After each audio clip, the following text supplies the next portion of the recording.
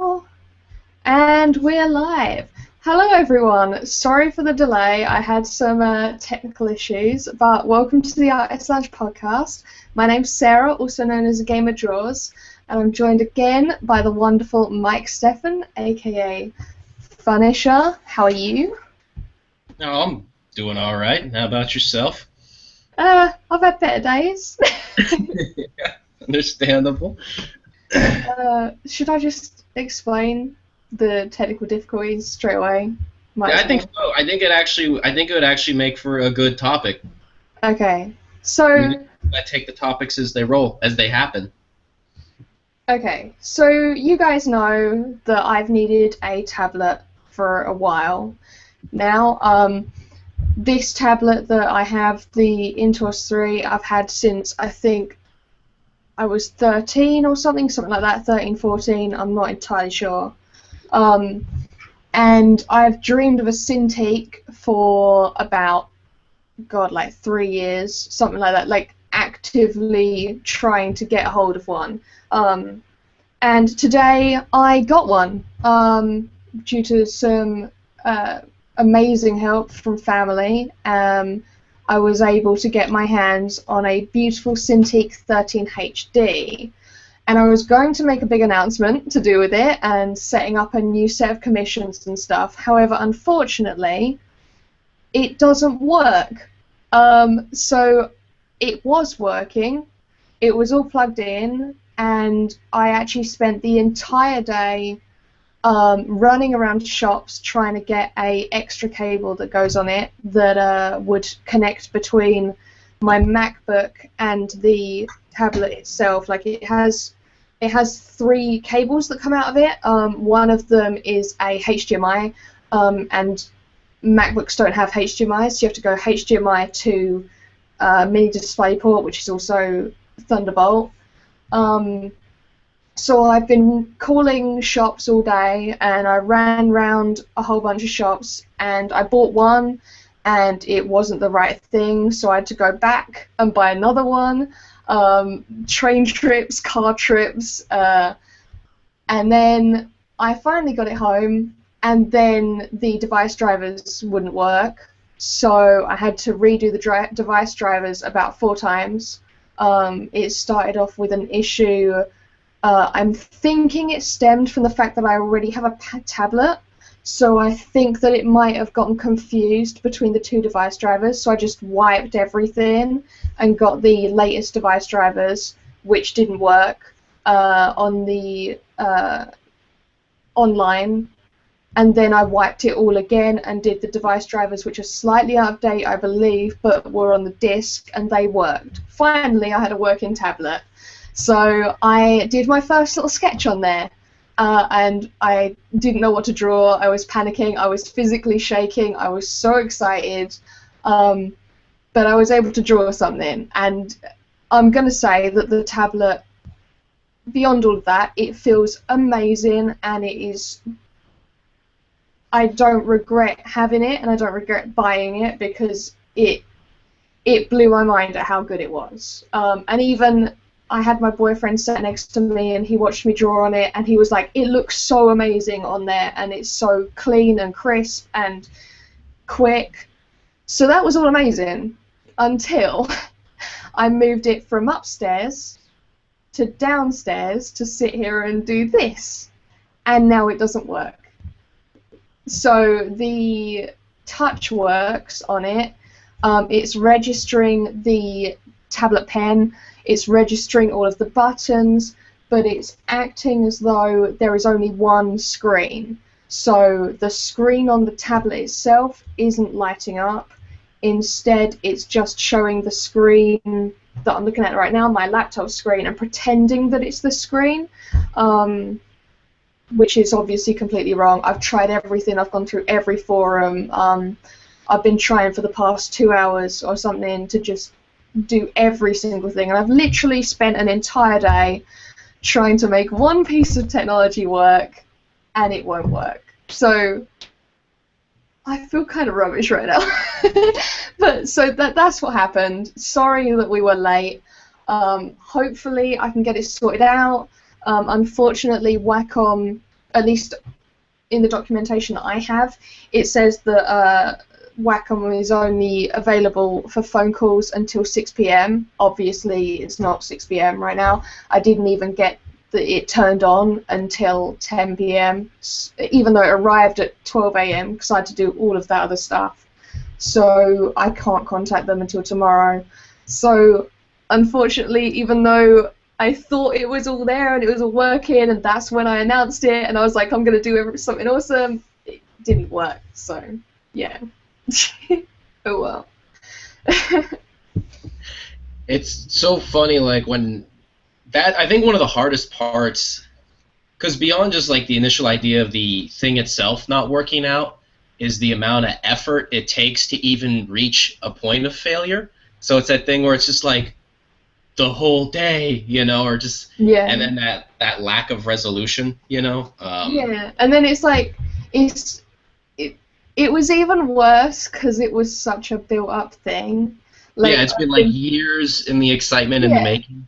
And even just the today thing, like I didn't think that I'd be able to get one. I didn't think that it was possible at the moment because my career's not in its most stable state that it's ever been in, and I didn't think it was possible. And then all of a sudden, I was ordering one, and then every car that went past outside, I would like run to the window, and I'm like sitting there like a little puppy, like, is it there? Is it there? Is it there? And then the van drives up, and I'm like, oh my god, it's it! And I've been up since like 8 a.m. and it arrives at 12 a.m. and I'm sitting there, I'm like, oh my god, and then I'm like, wait, I can't run up to the door, like right now, and just be like, oh hey, and pretend. Yeah, you have to pretend like you're going out to like water flowers, like, yeah, oh, exactly.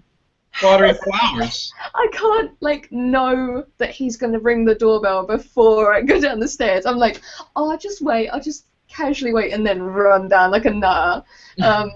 And now, how funny would it be if you opened it literally as he pushes the button? Like, that's just kind of like, hilarious. oh hey. Yeah. So yeah, it was just. It's one of the things where if you build something up too much and then it doesn't work out, it's crushing. Yeah, that's like total devastation. Yeah. So it's gonna end up resolving. It's just the annoying thing that you have to just. It's just like the waiting. Like after it was resolved, and then it's like a whole new process starts. You know. Yeah. So the reason why I had to get the tablet like now, rather than being able to wait until I was in a more stable place to be able to get it, was because my tablet is cutting out a lot. Hopefully it'll be okay for this podcast. Hopefully it'll be okay to finish a drawing. But the other day it was actually completely unusable, which was what caused me to have to go ahead and just buy it. So hopefully it'll be alright for the show. And then I can just call them tomorrow and see what I can do. But yeah. It'll be dandy. Work with what you got, eh? Gonna be a rock and roll fest. So my man says, I picture her lifting up stones at Stonehenge to look for the cable.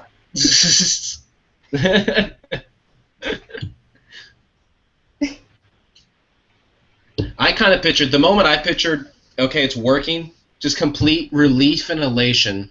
Yeah. And then when it died, I imagine there's a brief moment of, oh wait, hold on, and then confusion, and then when the realization sunk in, I would have pictured the response to be, before the anger sits in, there's that moment of kind of like you defeat, and then you just kind of look out the nearest window for a minute, and like your head just like completely wipes because it can't process it, just like,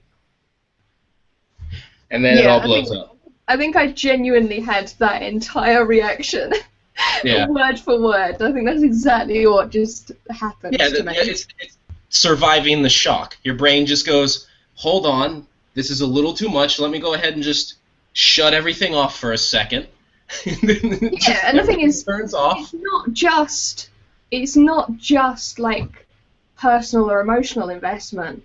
The machine cost me £600, which is like $800 or something. Like, it's not money that you just throw around. Yeah, it's like it's the kind of thing where even if it's something you need and really want, after you buy it, you still have that kind of moment where you're like, oh Christ, you know, where it's like. But I didn't even have that, because the moment that I turned it on and the moment that I touched it, I was like, that was so worth it, and then it didn't work. And it was like really messed with you.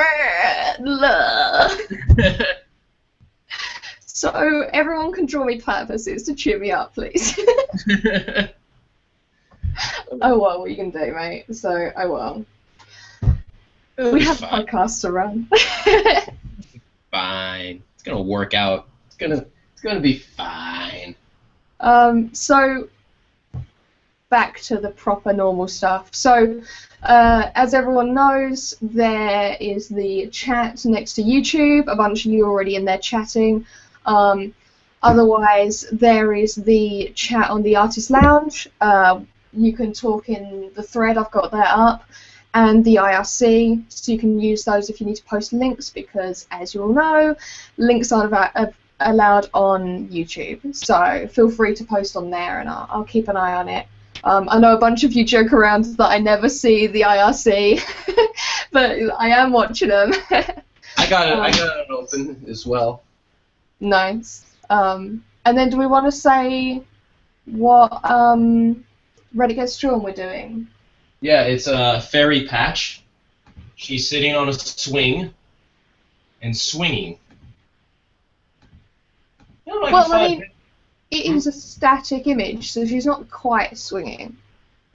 But we know she is because she's not completely flat. She's back a little bit. True. And the legs are moving. Yeah.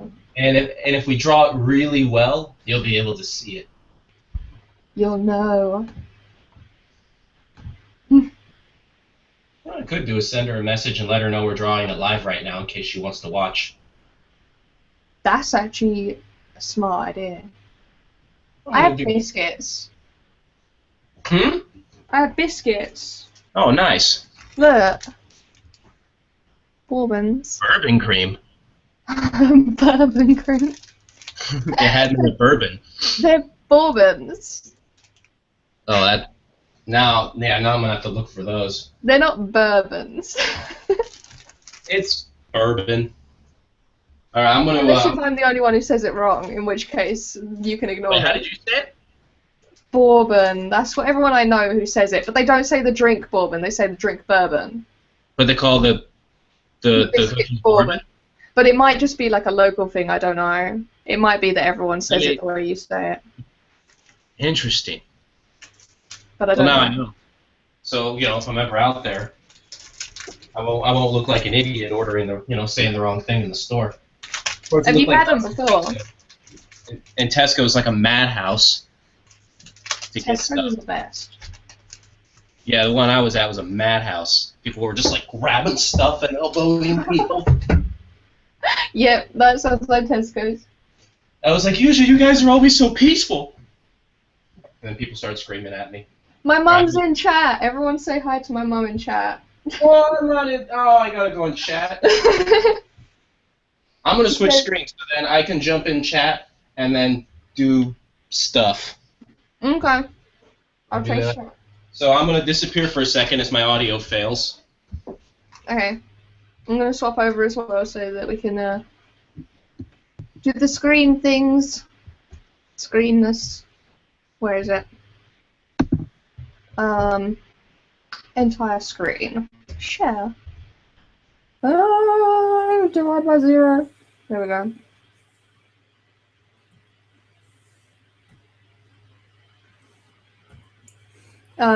For anyone interested, that was what I did on the Cintiq, whilst it worked for about, I think I did that in under like 3 minutes. Damn. But yeah, it's the speed that it gave me is unlike anything else. It felt like I was drawing on paper. Like I had that connect and that emotion with the art that I haven't had with digital. Oh ever. God, that'd be so nice. Yeah. That's the kind of thing where, I don't. It's funny because like I have this old Intuos, because when I bought that, the Cintiqs were like kind of still fresh and insanely expensive and out of my price range to learn. But then as they became more standardized, it's that thing where it's like, oh, it's like that thing where you know the technology is all going one direction, and you're like, do I need to take the time to learn over the hurdles of old technology? Like, do I learn how to use a typewriter when like the computers are blowing up, you know? But, you know, at some point I should just practice with it. What Intuos have you got? I don't remember. I haven't used it in a long time. It looks like, hold on a second. Let me go back to my normal screen. This one. I'm gonna have to wait till it loads over. Is that like a 3 or something? Oh, I've got the 3 or Intuos 4? 3. Does it look like this? I don't know. I can't see you because I'm sharing my screen. I'm waiting for. Oh, you're waiting for the thing to load? Mm-hmm. Oh, okay. Let me pull up the chat now.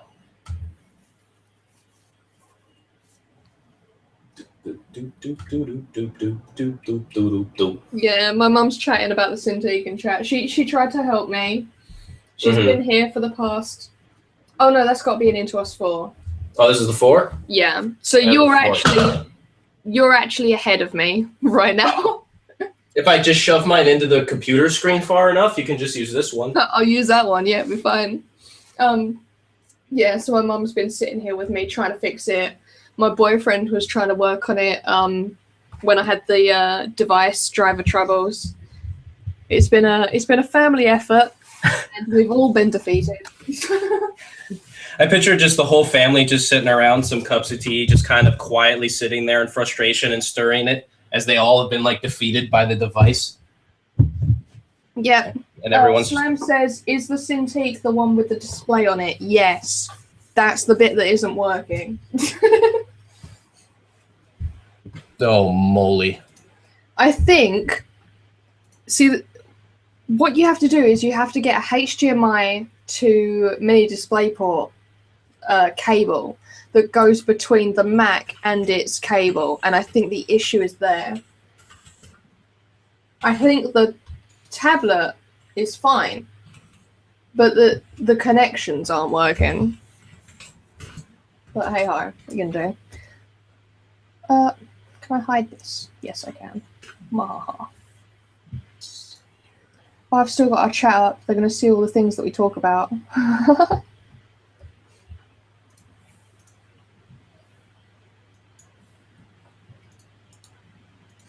I'm messaging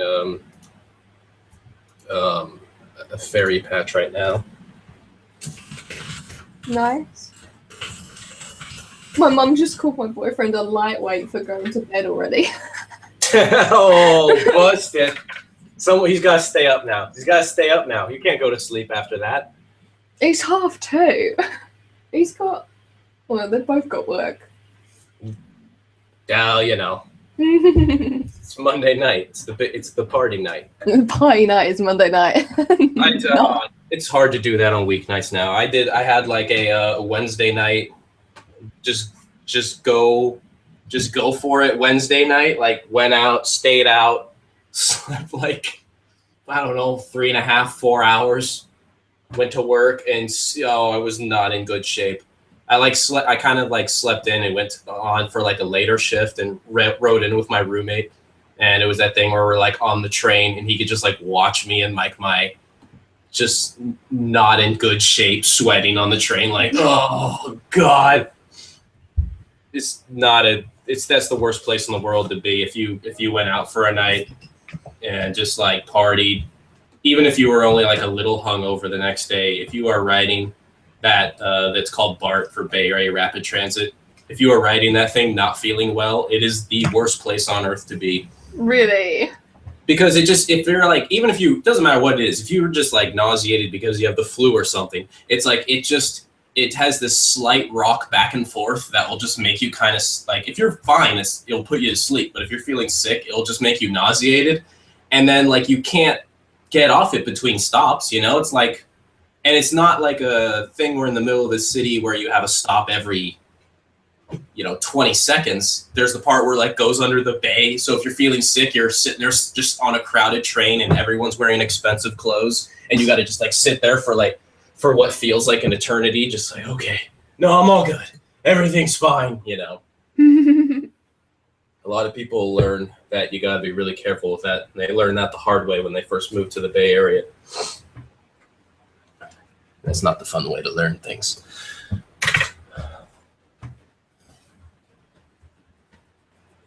Let's see here.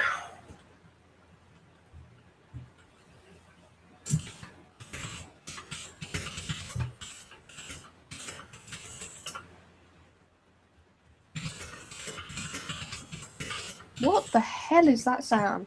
That's my keyboard.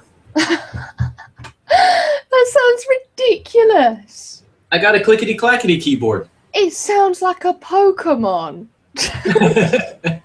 No, it's a mechanical keyboard. I mean, come on. The cherry blue switch. No, it sounds ridiculous. You should see how it feels when you type on it. It's wonderful. Every key has a nice little clickety clack to it. Feels awesome. I bet you my neighbors can probably hear it though. That's probably bad.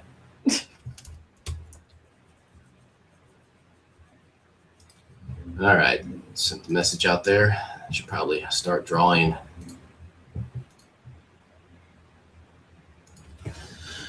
Okay. Folly Miser's drawing a different Reddit Gets Drawn. That is very welcome. Make sure you send us all the pictures so we can show them on stream. Mm-hmm. Even if they're different ones. Folly Miser, Is your as if my keyboard is made of dubstep. I just saw that as well. It is now. It is now. I wish. Dubstep keyboard. I don't know what I want to do with this one. See, the thing is, like, everyone's thinking, oh, they were late. They had a really long sound test. No, we, like... I like, logged on, and then you were like, do you want to do this one? I was like, okay. And then we started it. So I don't even know what I want to do. I'm, like, having to think. But I feel really behind because I'm looking at the time, and I'm like, I should be doing it by now. Yeah, I had one idea for this, but I already am realizing that my paper's kind of small for it.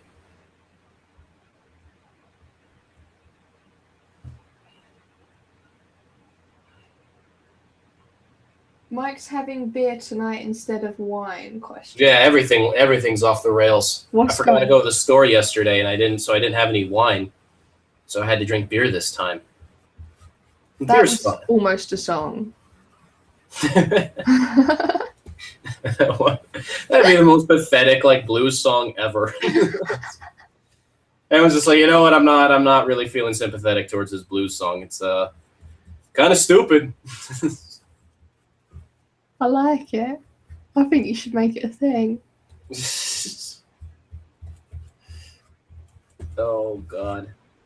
I had an art material fail this weekend. Yeah. That was pretty exciting. Yeah.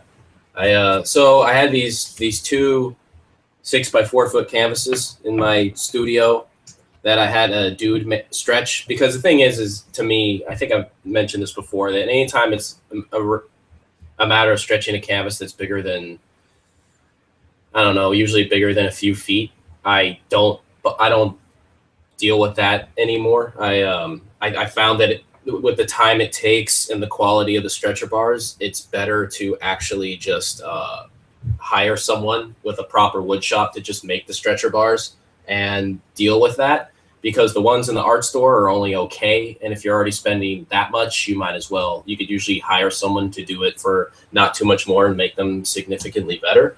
Mm-hmm. So I hired a guy to make these 6x4 foot stretcher bars, and they're like, I mean, they're probably at least the nicest stretcher bars in American history. I don't have a book to confirm it, but in my 8 years or so in the art business and seeing numerous canvases come through, I've never seen stretcher bars this nice. And so this guy made these amazing stretcher bars, and then I brought him canvas, so he even stretched them for me, which was also awesome because that saves me a lot of time.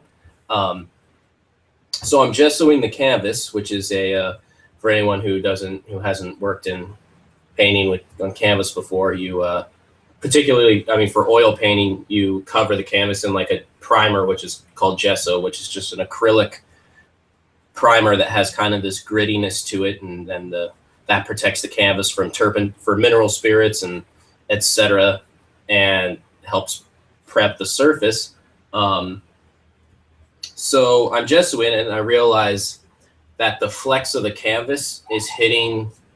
There's cross braces, like you have these stretcher bars. It'd be like this blue things. If these are the stretcher bars, you'd have these cross braces on the back supporting it so they don't bow in when the canvas pulls on them.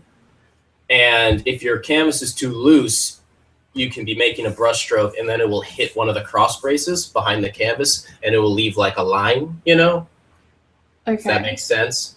Like if you imagine like pushing in on a fabric and then it hits like the boards behind it and then it hits the edges, so it like, you know, it right, you'll have it there and then it'll, you know, leave lines. Mm-hmm. And so I'm trying to convince myself, like, no, you know, you can work around it, just blah, blah. And I knew, like, deep in my heart, like, no, Mikey, this is going to be a complete nightmare to deal with the whole time you're making this painting. So I finally convinced myself, like, okay, you need to unstretch the canvas, take it off completely, and then re-stretch it tighter. So I take all the time to take the canvas off the stretcher. And he used at least 750,000 staples. I'm not good with numbers, but I'm pretty sure it was at least that many. And so it was taking forever, and I'm being careful, you know. So I start stretching the canvas again, and I'm using these like pliers. There are these special kind of canvas stretchers or these pliers, and picture a set of pliers with just like a big fat end, so you can grab a big chunk of cloth and pull it real tight. And I'm yanking it down so it's real tight and putting staples in and stretching the canvas around. And I'm, you know, maybe almost halfway in, and the pliers just slip, and they just go bam, and they just punch a huge hole in the canvas. And it's just like, oh, just completely ruined it. And so it was just like that time and effort, but then like that's just like I can't use it anymore. There's no, it was that thing where it was just enough where it just, oh, it made me mad. I hated it so much because it's just like I hate stretching canvas already. So to just like, you know, just be like, well, what's going to go wrong with this? And then, of course, it does. Yeah. I don't know. It's like, how I guess the question is what is our method for dealing with defeat and frustration? Because it used to be with me, you know, smash something in my studio or whatever, but I don't do that anymore. Then I have my punching bag, but I'm going to get rid of that. So now I just kind of sit there with my head in my hands and try to just like let the emotions all like wash through me, and then just know that like, okay, just give it, you'll feel better in an hour. Just give it an hour and things will mellow a little bit, you know. But yeah, I don't think I deal with stuff. what do you do? What happens in your case? I like suppress it and smile at people and then go like, I don't like break out. I don't like shout at people or anything, but I will just like cry for like an entire day, and then I'm like, all right, that didn't even help. Everything is fine. I'm so happy right now. Yeah, don't worry, it's all right. I go very, I run away from people. That's my reaction. I like lock myself in a room. You're like, oh, you like literally will run away from people. Like I legit like lock myself in a room and I'm like, I'm done. Like, don't talk to me. Like I felt like rubbish recently, and I just didn't talk to people for like a week. I was just like, no, I'm done. Oh wow. So I'm like really annoyed right now, and I'm like, do a podcast, it's fine. It's all right. Just do a podcast. It's gonna be great. It's gonna work out perfectly. I'm having issues with this picture already, and I've only just started it. Well, as we think is because, well, that's like something I would say. That's kind of weird. Maybe this is how you feel all the time. This is. I'm not. It might be like it seriously might be because like right now I'm like, oh, this is going pretty well. I'm like, is this what it's like to be an artist? That is this what it's like to be happy? Is this what happiness feels like? Am I experiencing it for the first time? Maybe I just needed to like leech the happiness out of you, and then you're just like left with my crippling self-doubt and complete just complete lack of enthusiasm. Where's the wine at? Yeah, it's probably not the good night to start drinking now. I need a solution. I think we have some vodka in the cupboard. Should I start on that? I'm kidding. Meta Baron says, "Isn't gesso the same as regular plaster?" Question mark. No, gesso's not like plaster. Plaster is, well, I don't know, I mean, it's just, I always just knew it was plaster itself. Turns into kind of like a brittle, crackly, cementy material. A light, you know, but a light, brittle, stiff material. So plaster has no flex. It breaks easily, and it's just weird. I don't know if gesso has a plaster in it, but I kind of doubt it, because with gesso, it's flexible and it's durable and flexible, just like acrylic. So it kind of has a plasticky, it's kind of like plastic when it dries. But what distinguishes it from regular acrylic is, you know, I don't know the actual chemical makeup of it, but it has kind of like a gritty chalk texture to it that if you rub your hand on it, it's not like it's all over your hand. But I did learn the fun way that if you try to draw on it with Sharpies or any type of felt tip pen or marker, it will ruin the pen or marker. So I ruined many of markers and pens drawing on it because it took me forever to figure out that I was being an idiot.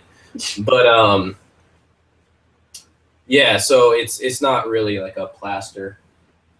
Why does Nenki keep asking about Pusheen? Do you want people to draw Pusheen? Who's Pusheen? Uh-oh. Oh boy, you're gonna be real mad now. Now I've done it. Adorable little squishy little kitty cat.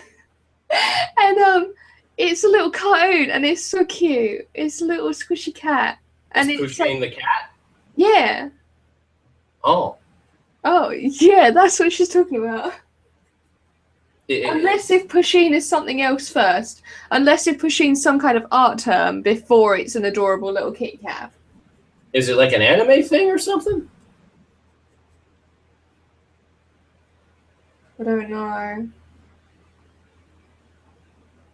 I don't know. Well, gesso means plaster in some Latin languages. I need to look that up and see if there's some weird plaster root to gesso. Maybe there is. I don't know. Folly Miser's freaking out. Oh, people are mad at me. All right, you know what? I'm gonna Google. I'm gonna see. Look up Pusheen the cat. You have to look at the GIFs though, because it's like a GIF format only. Thingy thing. I see Pusheen has his or her head stuck in a piece of bread and eating a piece of pizza. All right, here we go. Here we go. Let's watch some of these. Oh, Folly Miser mentioned Pusheen, so Nanki asked about it. Oh, okay. So because of my accent. Need ice cream. Sarah said pushing, which sounds like Pusheen. Ah. Pusheen the cat is a cartoon blog thingy. Katy Perry. Oh, Pusheen's pretty adorable. Yes, Pusheen is Katy Perry. Well, there was a Katy Perry one. She had the little wig and was dancing. Oh. Yeah.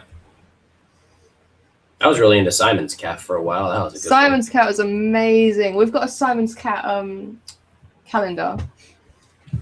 I had a set of oven mitts and some kitchen towels. Simon's Cat, the guy who runs it, he has like a massive stall and stuff at MCM. He must just clean up at that thing. Oh, he has like 1 year he had, let me do a count. I think it might have been 6 tables.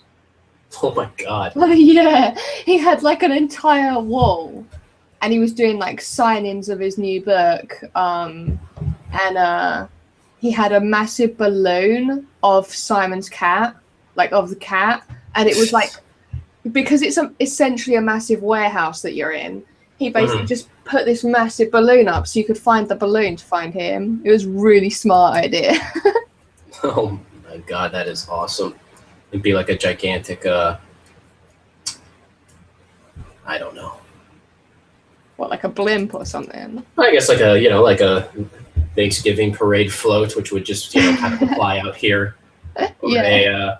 or if we're talking about it fine art terms, it'd be like a Paul McCarthy sculpture, except it'd just be a big piece of poop instead. But close enough. I really don't know very much about fine art, like at all. I believe he actually went to the University of Utah, which was, I think he might be like the one famous artist that went to the school I did. He got in a lot of trouble because I think one of his poo sculpture flew away and might have killed somebody or something. It wasn't I know, right? What a way to go. I know Christo had an umbrella come undone and stab somebody in a windstorm, but I believe Paul McCarthy had some poo sculpture that was not tied down well or something and blew away and might have killed a person. I'm not sure. Oh, no. Let me see. Paul McCarthy. Sculpture incident. Oh, he also made the big inflatable butt plug and called it Christmas tree and got into trouble for that too. Hold on a second though. Oh my god, did you actually just say that? I'm having issues. I had just realized the audience. Hello, Sarah's mom. It's me, Furniture. I'm talking about Paul McCarthy sculpture. Let me see here. Oh, come on. It's got to be somewhere in here.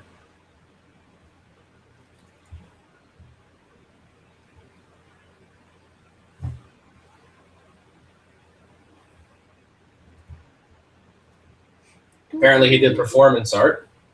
An example in this is his 1976 piece, Class Fool, where McCarthy threw himself around a ketchup-spattered classroom at the University of California, San Diego, until dazed and self-injured. He then vomited several times and inserted a Barbie doll into his rectum. The piece ended when the audience could no longer stand to watch the performance.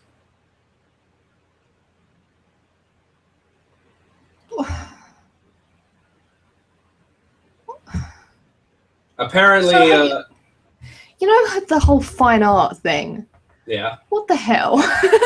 Well, concerned that the university's custodians would have to clean up the mess, two graduate students along with an art historian spent several hours cleaning it up. It's like he didn't even help clean it up, really? What? You asshole. As someone who's had to clean up restaurants and do all that kind of crap, you son of a bitch. How dare you? At least clean it up if you're going to do your... he's probably young. Everyone when they're in that age, the art school age, they think they got it all figured out. I was the same way. My mom's done a picture. Oh, serious? She just handed me a little doodle. And it's so cute. Oh my god, what the hell is this?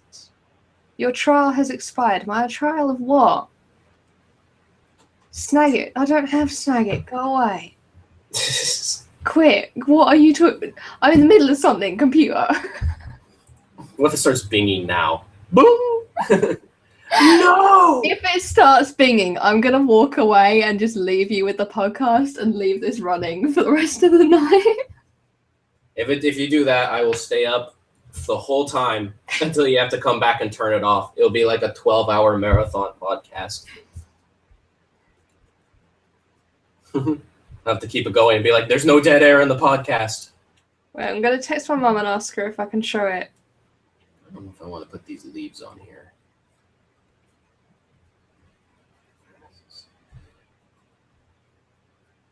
I couldn't find a thing about his poo sculpture hurting a person, but I swear it happened. You're a poo sculpture. I really am sometimes. Can we make that a new insult? I'm a poo sculpture? Yeah, just walk up to people and say, you're a poo sculpture. I'm a little worried to see if anybody makes art of that to show on the podcast next week. Oh, God. There's a lot of angles in this picture, like perspective and angles, that I'm struggling to grasp on because of the lighting. I don't know. I don't know if I'm just not, in a. It's a tricky one. It's a backlit piece. Yeah, it's a. I don't know. This one's a little. I don't know what's going to happen with this one. I feel like I've got it completely wrong. I seriously feel like I've got everything wrong. You are having a straight-on Punisher experience with your drawing right now.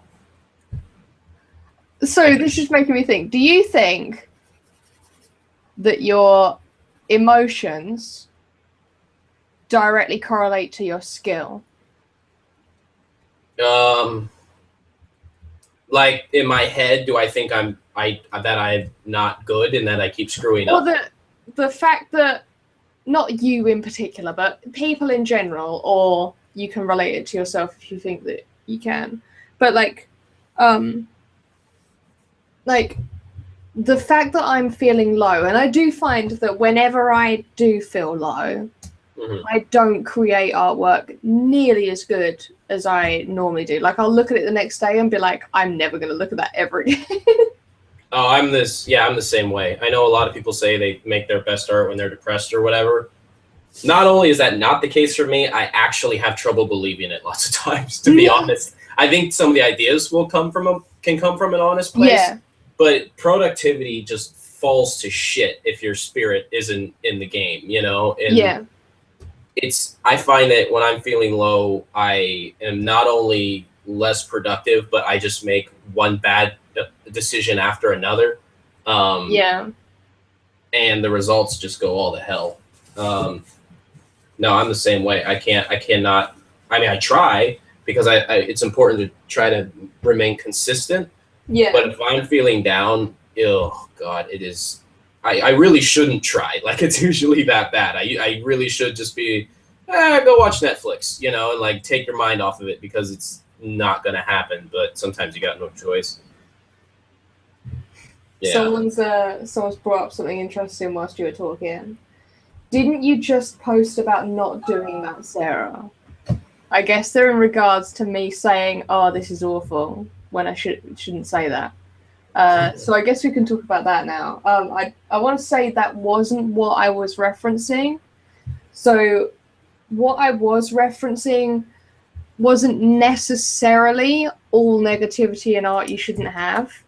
It was the idea that when you present your work to someone or when you're showing it off to someone, have pride in what you've created. The fact that I'm being negative right now isn't necessarily coming from a place of, oh, it's all awful and I hate everything. That isn't necessarily where it's coming from. Right now, I'm thinking my anatomy and my perspective is off and I need to figure out why so that I can correct it. And I think there's an issue in the shoulders because if I go on this one and draw on top of it, it should be making that, and obviously that's completely wrong. Then there's a shape here that I do not have. So I can tell that I've done things that are physically wrong, which maybe normally I wouldn't do.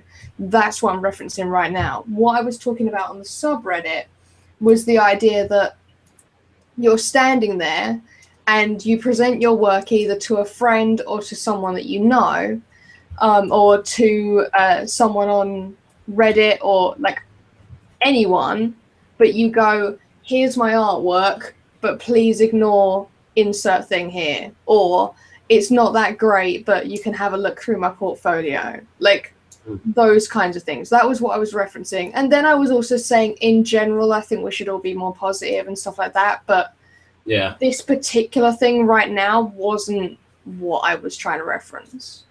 I hope that makes sense. I'm not sure it does, but I hope it does. It makes sense. At least I thought so. I'm going to draw on top of the picture to try and, as a learning experience, fix whatever's going on right now. I had one idea for the swing, and I don't know if I want to do it anymore. So now I don't know what to do with the swing. I'm definitely not going to draw the background. I know that much. I'm definitely not going to do anything interesting. Hey, I told you my rules about figures in the landscape. There is a dress and a landscape. We're treading very closely to no man's land for We are. for We my are close. my preference. The hell? Maybe I'll just tie the swing in a knot at the top. Ignore me.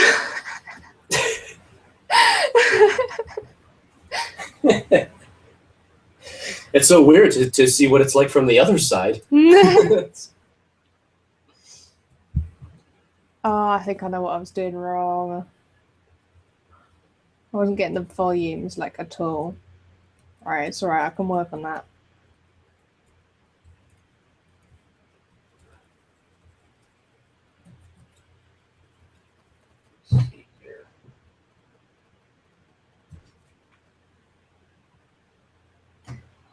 Yeah, I know you were joking, Folly Miser, but it's a good point to address.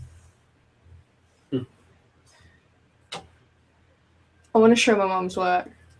I'm going to drop Do it.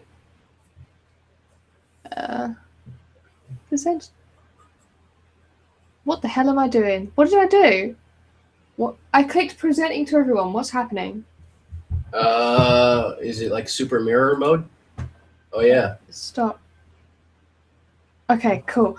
God, for a second there I thought I shut down the broadcast. It's fine. We so didn't need that right now. I was like, oh dear God. So yeah, I want to see the drawing. my mum did a little sketch. A little one.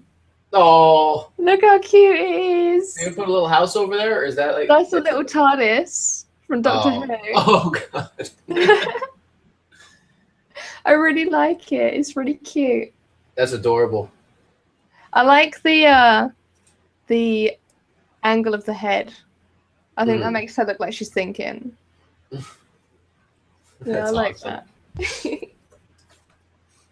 My mum's actually she bought a coloring book for adults. It's like ridiculously detailed. It's so cool. And she's been really getting into that. And she's been showing me all the pictures when she finishes them. They look really cool. Yeah. It's cool to see that kind of thing. Because I haven't seen... It's something that went like viral recently. This like ridiculously detailed Secret Gardens coloring book.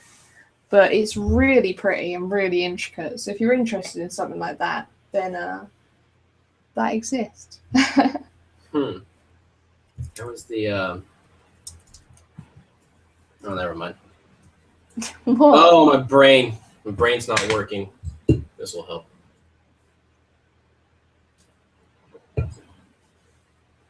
It's the beer. It's got to be the beer. She's got something on her lap. She's got like leaves on her lap. Yeah, I was trying to decide if I wanted to draw those or not. I was trying to figure out how to correct the leg because obviously you can't see part of the leg because of that. Yeah. What do I want to do with the swing?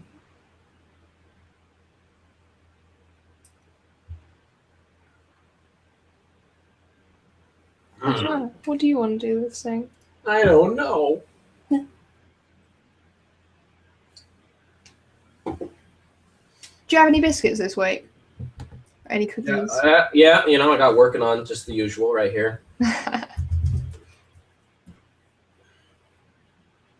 They had these ones at the store where it's like 2 cookies and then between them is cookie butter. Oh my God. And then Ben and Jerry's made an ice cream flavor with it. Wait, what's cookie butter? It's just like it's like peanut butter. It's like a peanut butter / cookie dough mix, but it's not peanut butter. Okay. It's like if you somehow turned cookie dough into more of a peanut butteriness. All I know is it's dangerous. It's just dangerous for a person like me to just have that in my life. I didn't need to see that at the store. So then I bought like a box of them. I don't know what it's made out of. Does the chat know what the hell cookie butter's made out of? Anybody Know what that is?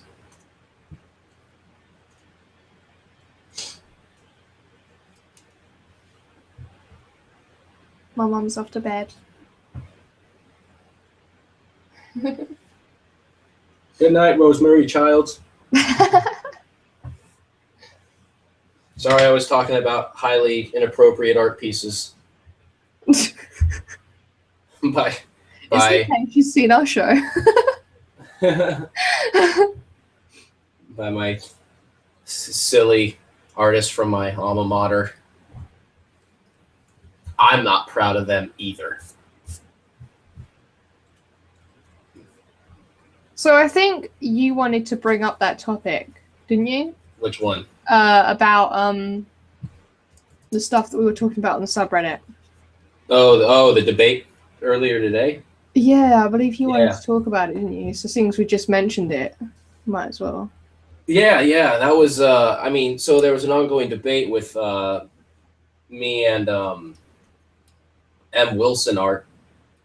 At first I was like, I don't know what should I say, and then I realized, no, I should, I want to give the person credit, and I want to try to come and see, like looking at both sides of the argument. It's in regards to kind of critique, art, criticism, the role of it, and I don't know, the way I look at critique has changed a lot over the past 5 or 6 years. I'm starting to really, I believe in it if a person needs, if they're learning art and they need assistance, dealing with something in their painting or drawing, whether it be an issue, a technical issue, conceptual issue, they want some feedback. That makes sense to me, but the critique that's starting to make less and less sense to me over time is just art criticism that just comes out of nowhere. Yeah, the idea being like unsolicited. Yeah, and I think it has a role. Everybody is welcome to their opinion and the ideas, but then beyond a matter of being appropriate for which environment, which there was some of it was about that, I'm starting to question what the actual purpose of it is in the first place. Mm-hmm. I'm not sure I entirely, as time's going on and the harder I think about it, the less sense I can make of it, of why even bother with it at all.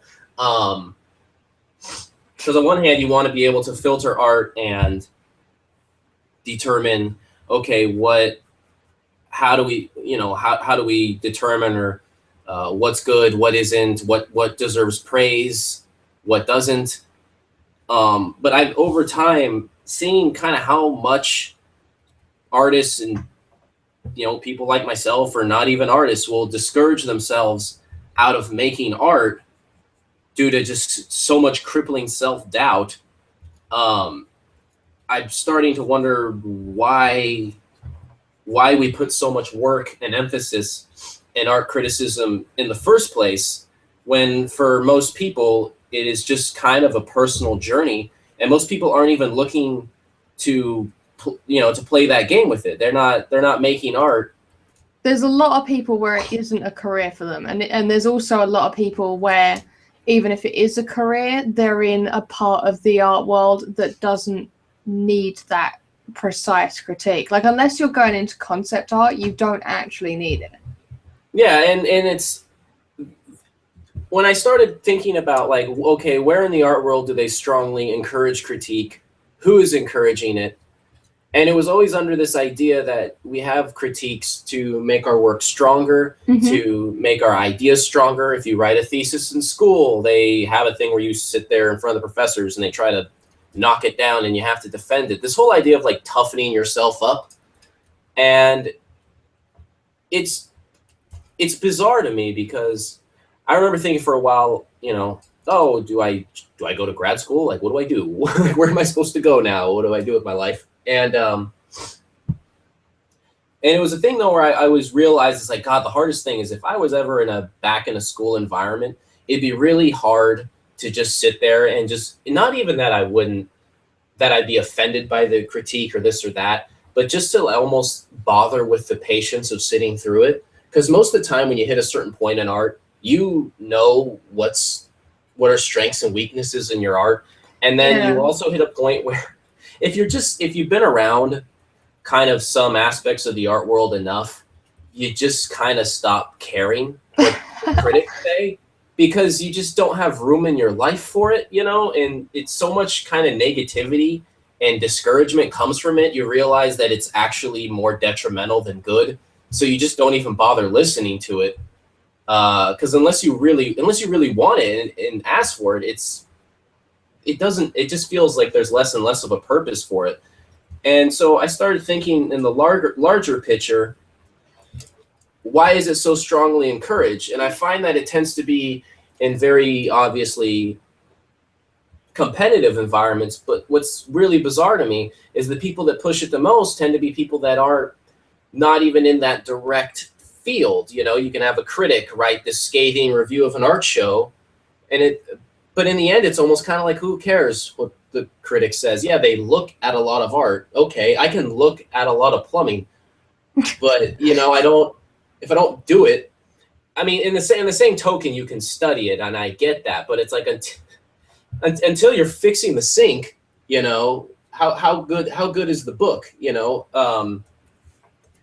I don't know. It was just a weird thing where it started in my head. It's been manifesting into this much larger picture of, are we actually doing this to help artists, or are we doing this to stratify a class system in the art world?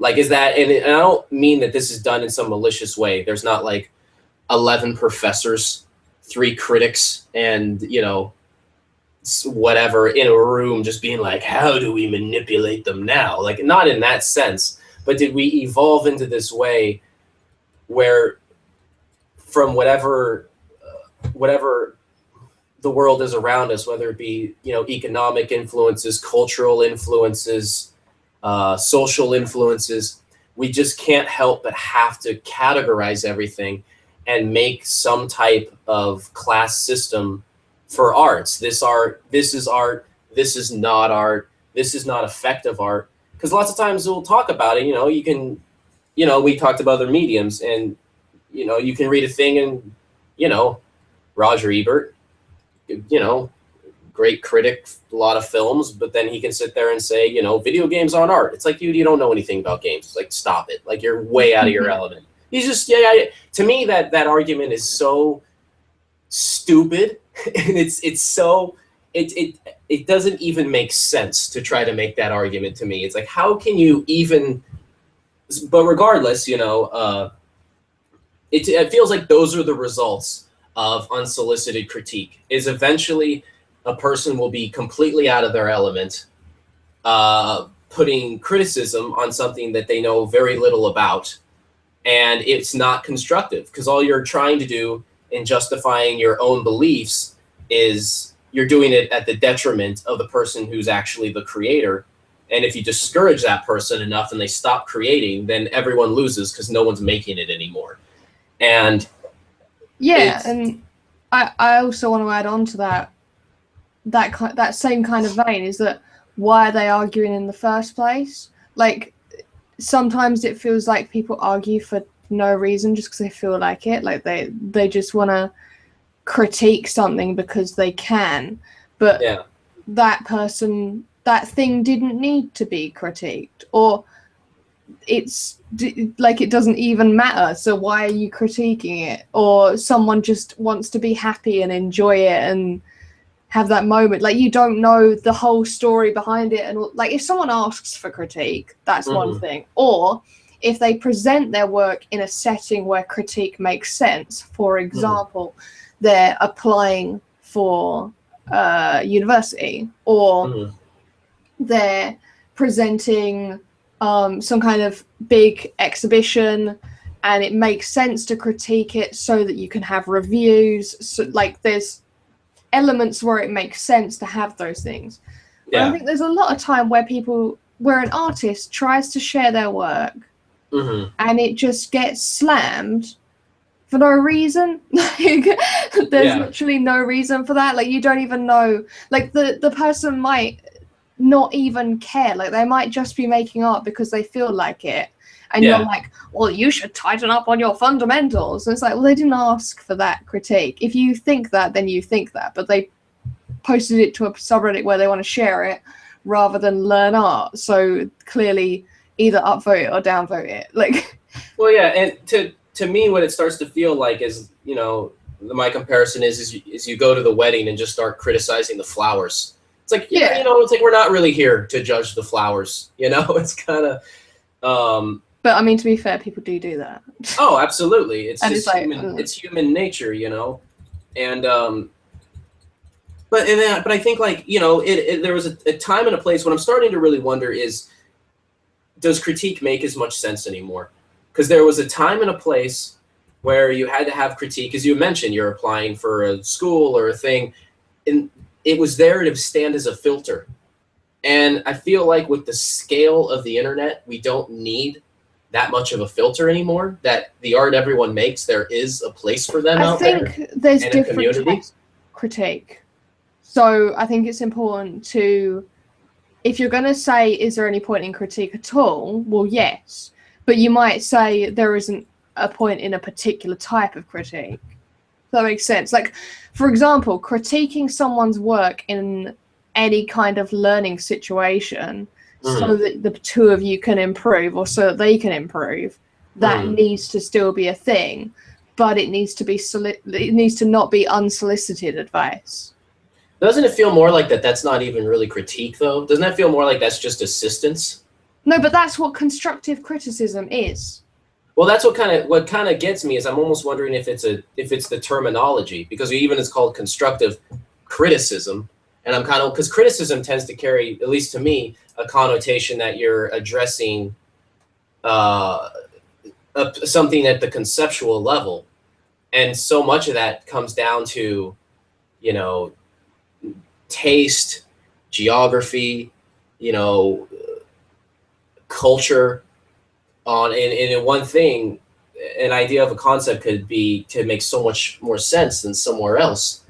And I guess what I get worried is that people are misappropriating the idea of a constructive criticism to, like, that they have to look for it, that everything needs to have something has to be criticized. It's never perfect, so we got to find a thing that's not right about it. But we're completely ruining our ability to just actually enjoy art a little bit.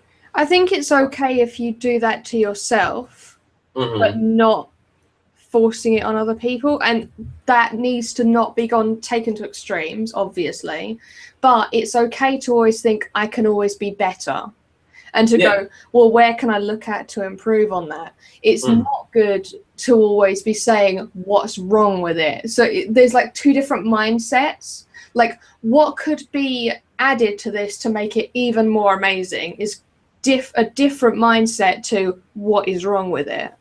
Yeah. And I think that mindset, now that I'm thinking about it, is the difference between, a lot of the time, the difference between a straight up, I wouldn't even call it critique, I'd just call it like slamming on something, and an actual analysis, a examination of a piece, a critique.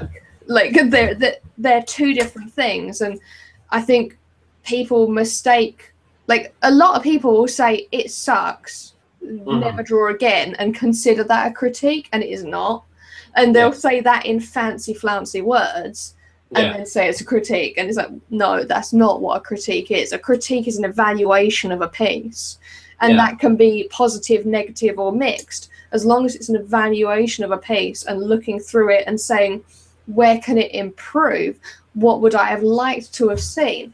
Those kinds of questions. I mean, that was what we were taught in school to do. And then you walk out into the, quote, real world, where all the artists have gone to uni and stuff, and then they're like, everything's crap, blah, blah, blah, blah, blah. And then it's like, that's not what you were taught. That wasn't how you were taught to look at things, unless maybe it is. I don't know. I mean, it's not how I was taught.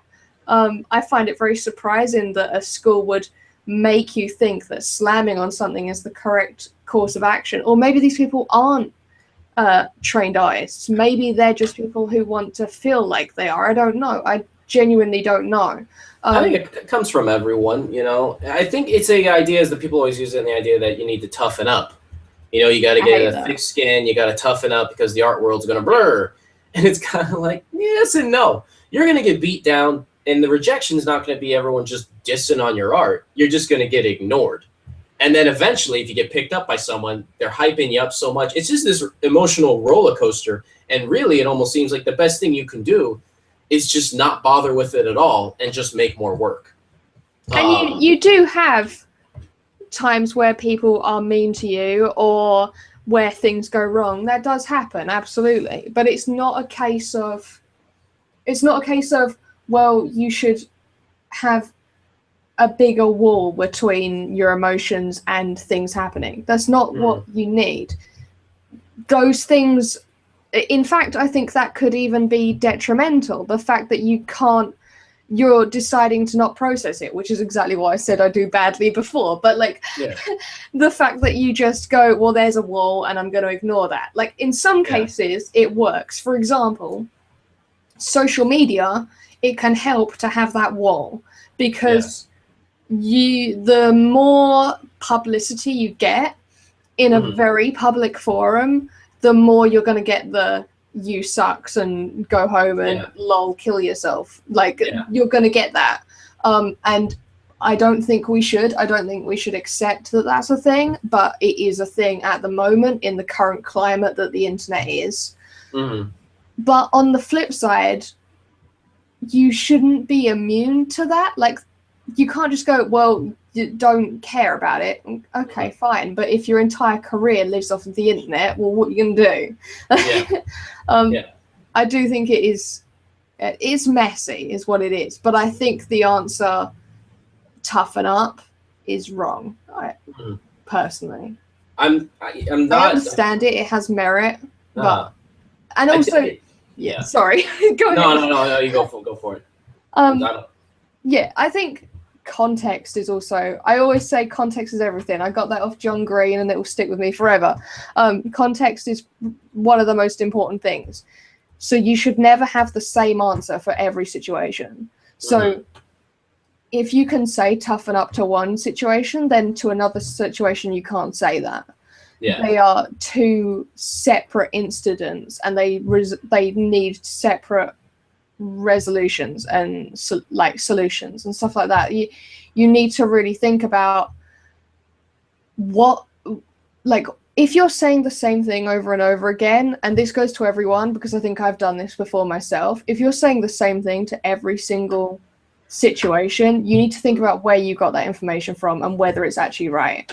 Because if you're saying it over and over again, maybe it's not working, or maybe it's not something that applies to a lot of people. Like I've had people be quite mean to me in the Artist Lounge and Reddit Gets Drawn in the past, and I was like, well, fine, whatever. Like, I mean, I've gotten used to people being mean to me because school and like whatever, but it was like, why are you acting like that? And why is the response always, and it's not just one person who says it, it is very often the response is, well, toughen up and deal with it. And I think that's unacceptable. And I should also clarify, like, this is, I mean, I had mentioned where the discussion has started, and that is, there's a lot of paraphrasing. And so, what I'm saying right now are my own opinions, and I do not want to be. I'm not putting opinions into someone else's thing. And these aren't all aimed at one person. We're not like picking on anyone. Because the thing is the reason it stemmed from one communication. It did, but that communication was a different route. We're talking about kind of something else right now. This is like a completely different topic. Because that communication, and it came up through a good discussion with two. With very interesting points from all parties, I mean, there were several artists in there all talking together. And when I brought up, I mentioned, talking to M. Wilson art, I mean, he's got a different viewpoint than me, but it doesn't mean that one is right and one isn't. It's and just it has one merit is one person. as well. Oh, it definitely does. Because I mean, he is right. That's my concern is the problem I see is kind of we're in this spot now where I feel like the way we were taught how to do critique and criticism and the means of it and the purpose of it is applying less and less as we're going on. It's making less sense the more I think about it. And do you think that's because are you saying that that's because of the way modern art, as in not modern art as in the form of art, but modern art as in the digital age? A little bit, but I also think it's a big influence from the market. I think it's starting to be used not as a tool for making art stronger, but as a tool for making the market monetarily larger. I think, and I don't think it's a direct thing where people plan on it, but I think what's happening in a kind of a society of the spectacle sense, kind of an effect of the economy of art and the way the market is that it's just being manipulated as a tool to pretty much inflate value to art and inflate value to a market and try to justify decisions and course of actions where that might not ethically or morally be sound. But if you can blanket it in enough critique and pick the right words, people won't question it.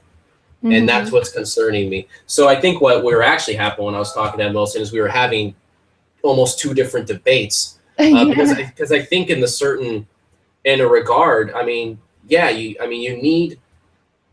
need to be able to look at art with a critical eye and do what you can to improve and strengthen your goals and how you resolve them. But I think what concerned me is I felt like the format of how we do it could be actually damaging things. As a big participant of it myself, I mean, come on, we sat in a whole episode playing the last one game. Clearly, I had opinions towards some art. I talk smack on Chagall paintings all the time. Clearly, like I have my own opinions towards the aesthetics of it, and so I kind of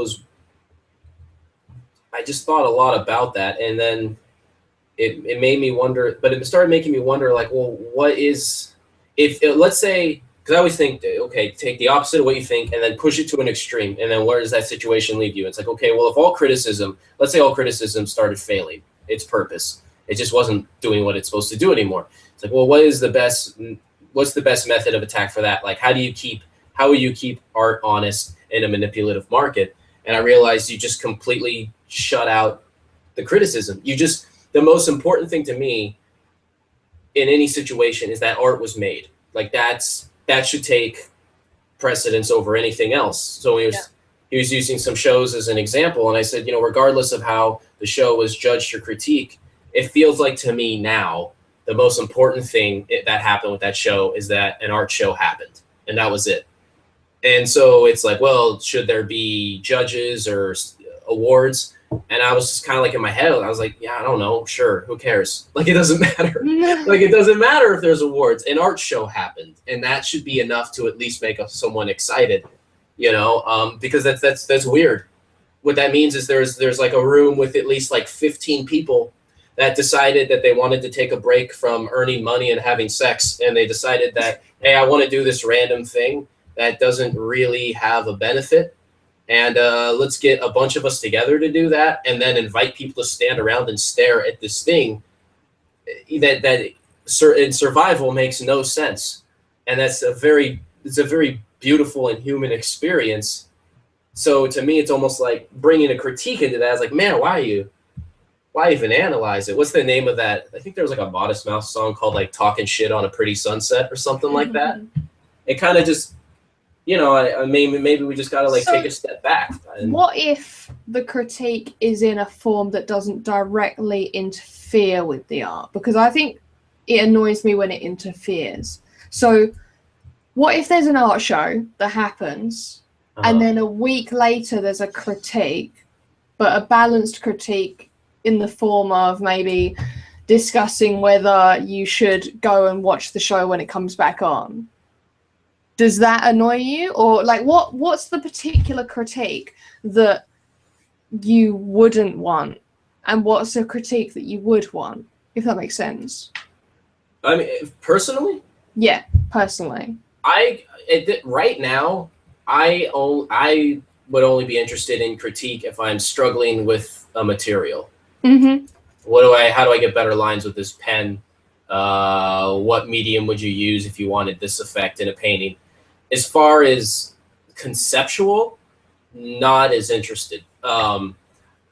Only, I mean, and that could just be the time and the place. Don't need it right now because, you know, if you're still sorting out some ideas and sorting your life out, you know, maybe you just don't need that critique's not going to be as useful if the idea is not even fully formed yet. Like, I don't like the idea of people doing, especially like critiques on works in progress. I don't like the idea of people forming direction on something that hasn't been edited or even sit in a what feels like a resolved resolution, because you're just interfering with the creative process.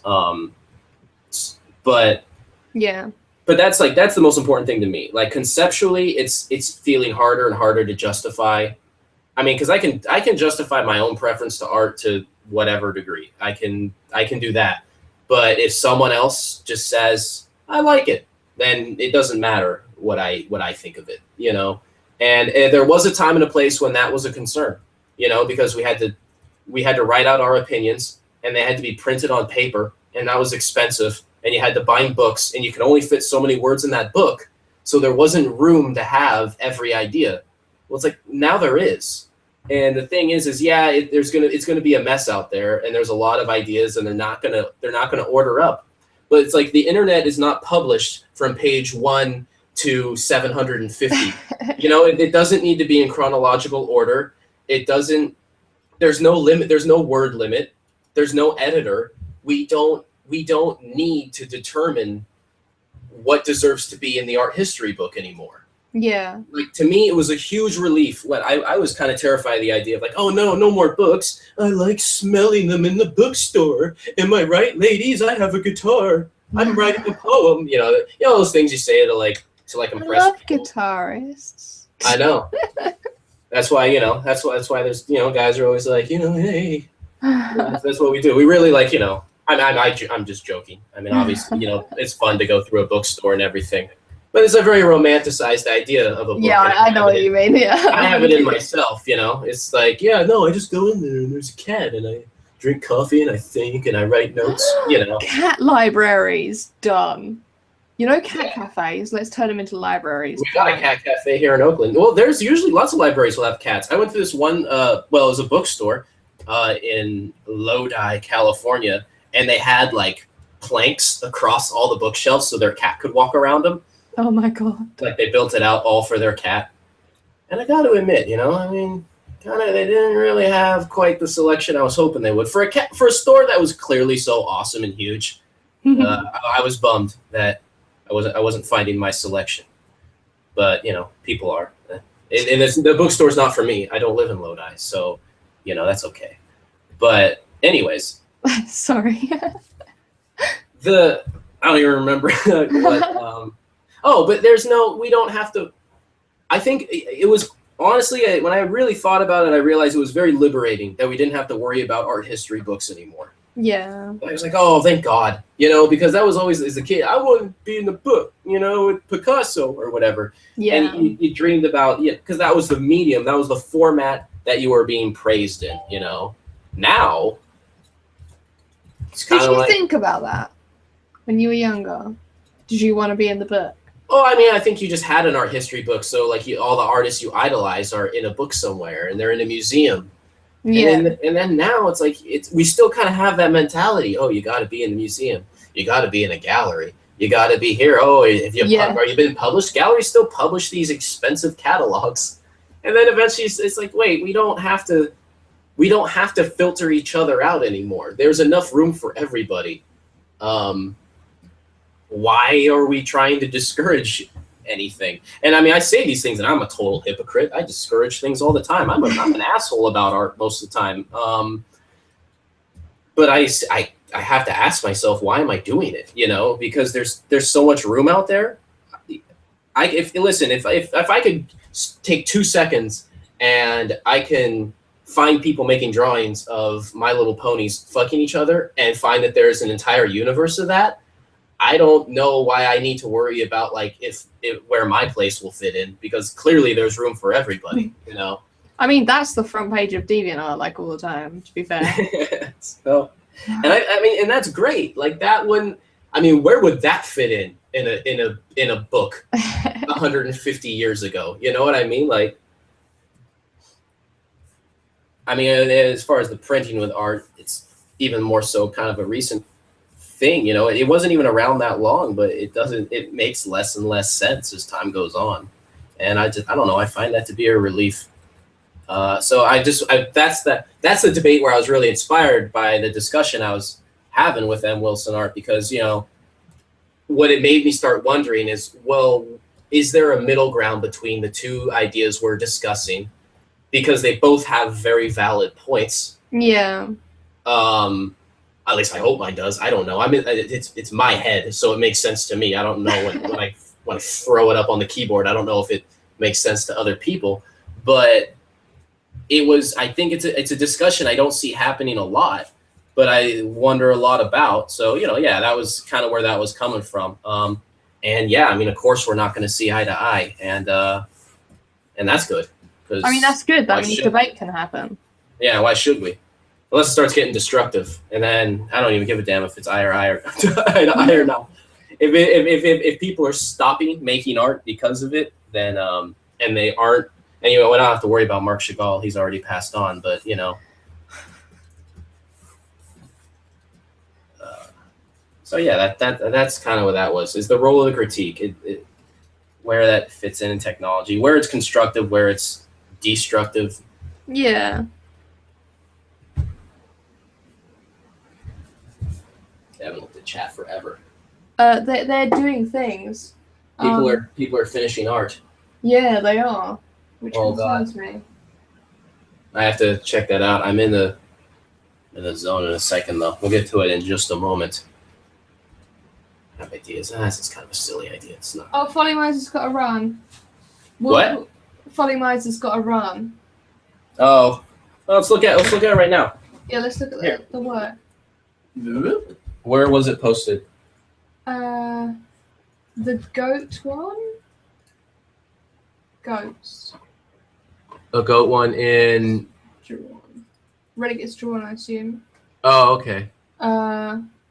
Posted on the post by Goat Hands, the one requesting 1950s pinup. Okay.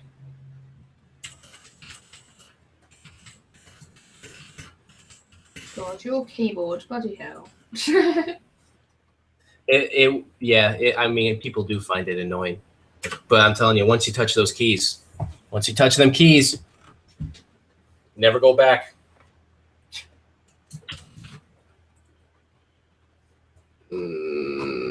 All right, let me see here.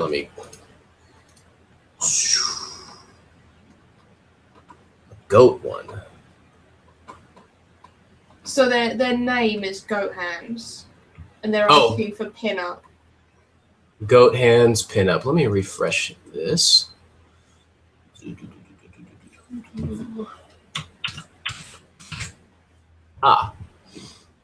we go. You found it? Is there like a downvoting brigade going on right now in Reddit Gets Drawn? It looks like there was a lot of zeros there. Really? Yeah. Oh my God, that is fantastic. Okay, hold on a second. Yeah, you're right. There are a lot of zeros.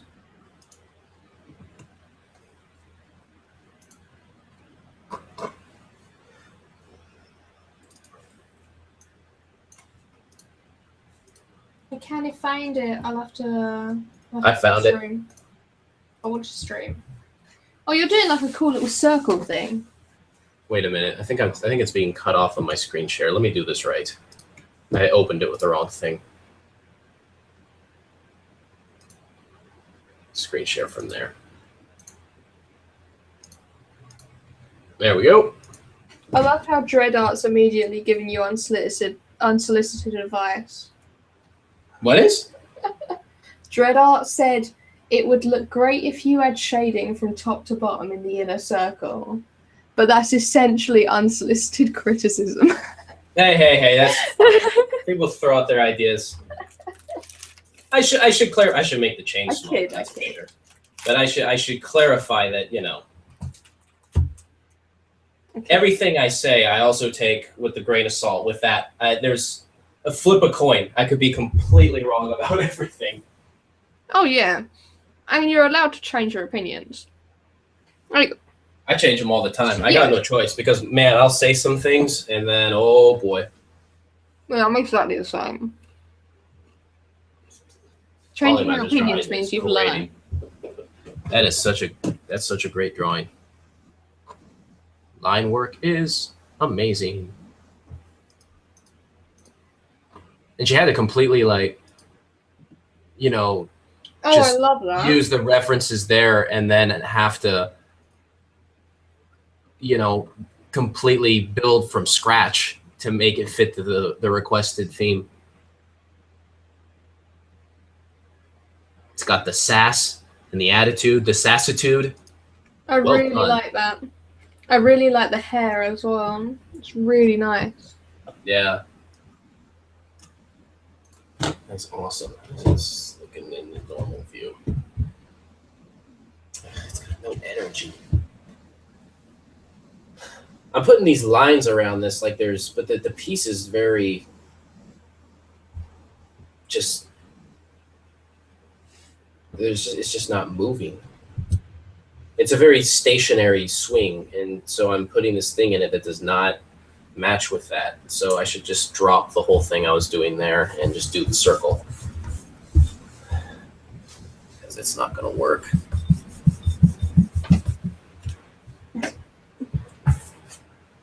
Damn.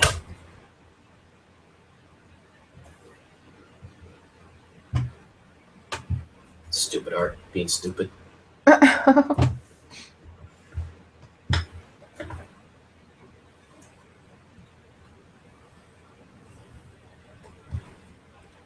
I don't know if I feel like doing proper painting today. If you feel like doing the what? Proper painting. I don't know if I fancy it. Yeah, I don't know what. Well, you know, I mean, you've had quite a day. I have. I'm tempted to just do sketches today. Should. Now's a good time to do sketches.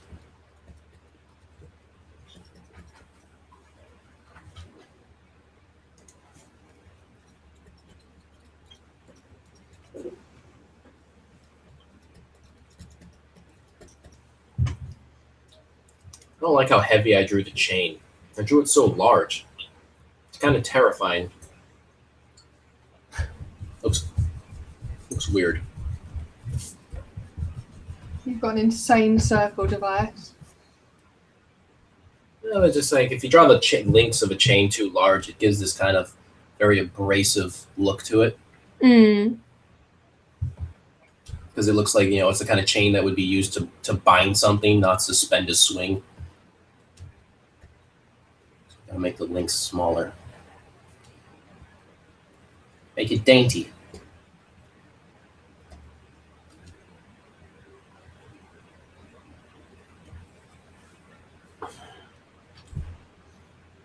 Man, I don't know. This is a rare case where I feel like I was starting off feeling better about it, and then as I'm going on, I'm feeling less confident about it. This is a new situation. Usually, once I get kind of grounded in the piece, it's okay. I never had it where it started off feeling fine, and then it just kind of feels like it might be going off the rails a little bit. I had like a moment where I was really into it. And then all of a sudden, I'm just like, I have no energy. I might have to freshen up after this and draw the guy making the funny face. We could do like little sketches. I think I might. Maybe this is just one of those instances where I should just go balls to the wall. One of them. You always do that. Yeah, that's true. I kind of say that every time.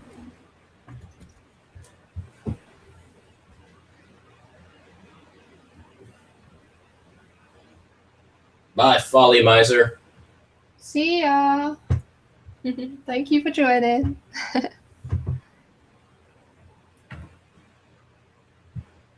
think I like the idea of just having just a monochrome palette and just a tiny little bit of color from the light. That's fun to do.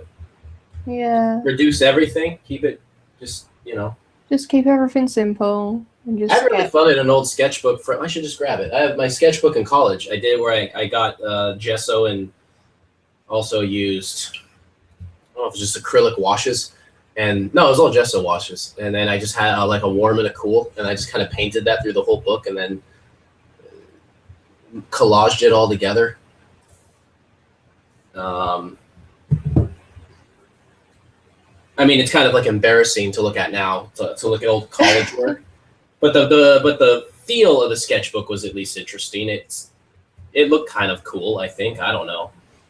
Than just collaging a bunch of angsty college crap, you know. It's all there. It'd be like looking back at old high school poems or something. Did you have to do an art exam in school?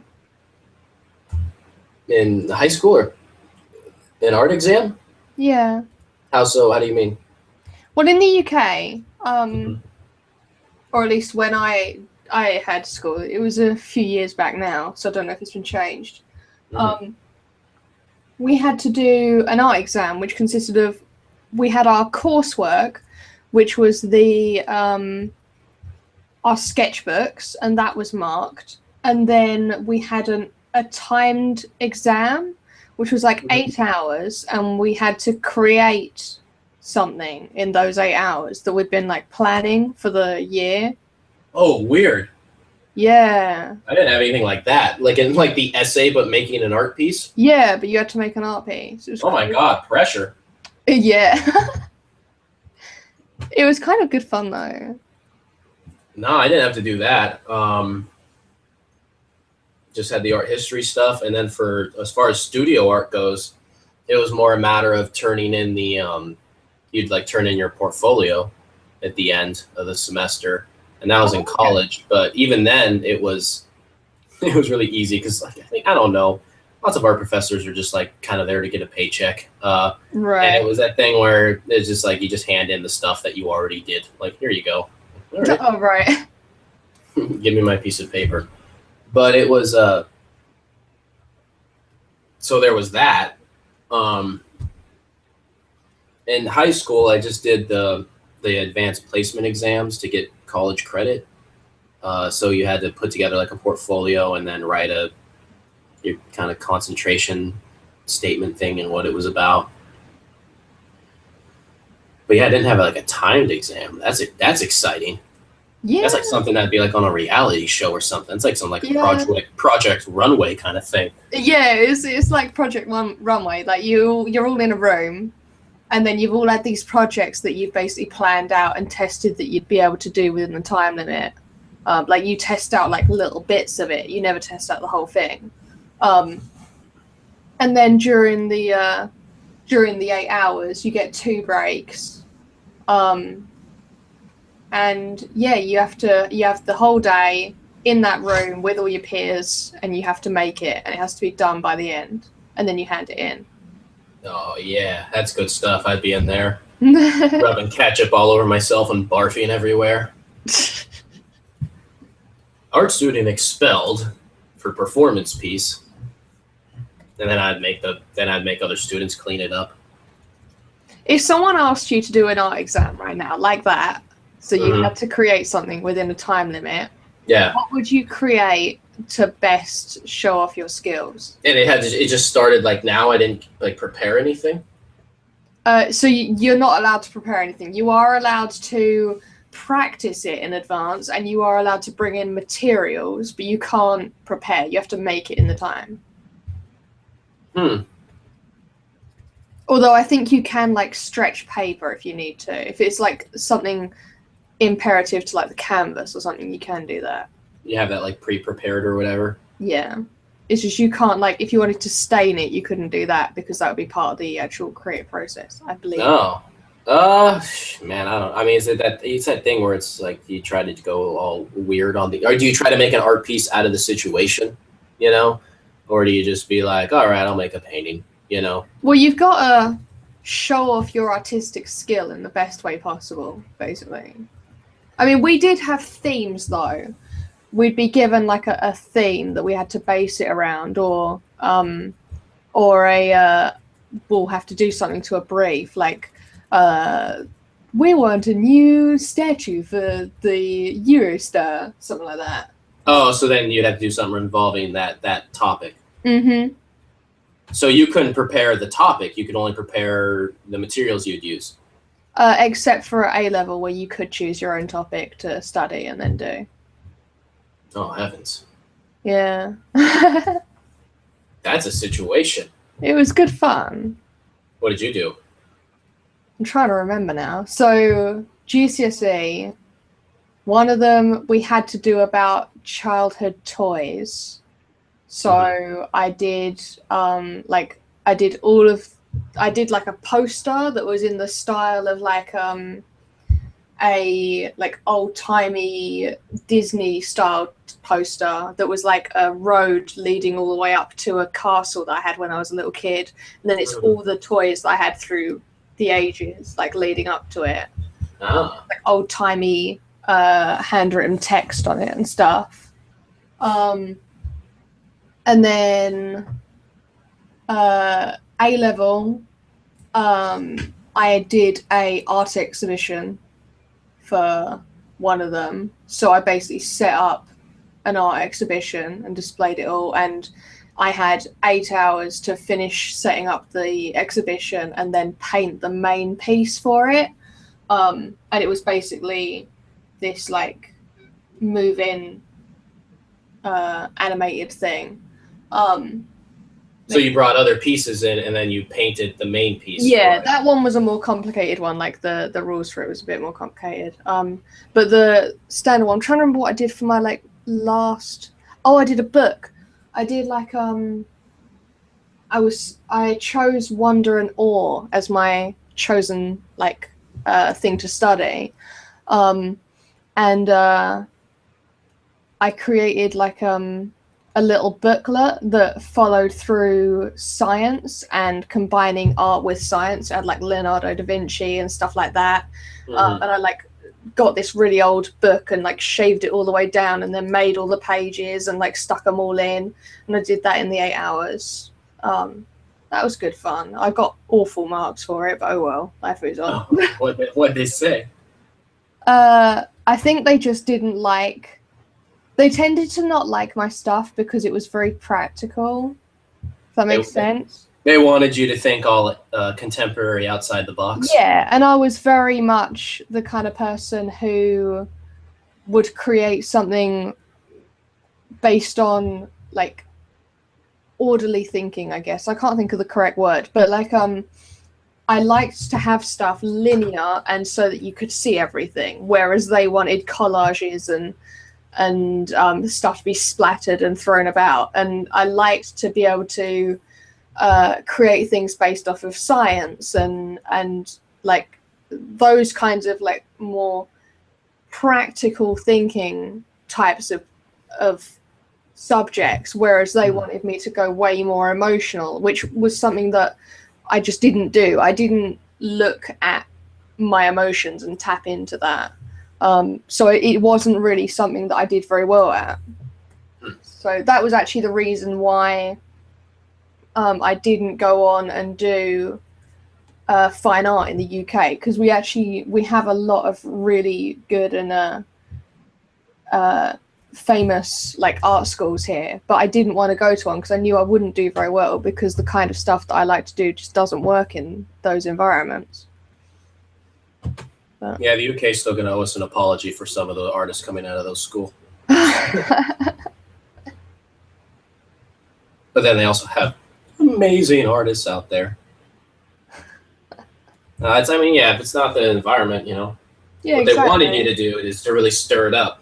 And the way you do that is they have your art show, and you're like, okay, here we go. And then they look on the wall, and all they see are their paychecks posted all next to each other for the entire faculty on the wall. And then you just let them sort it out. When they see what each person's getting paid, can you be like, that's my message? And they'll be like, what does it mean? And they'll be like, oh, I don't know. You just let it. And they'll be like, but you don't say, I don't know. That? And then they start freaking out at each other. And then you let them battle. Meta Baron says, did they allow for digital art? I don't know.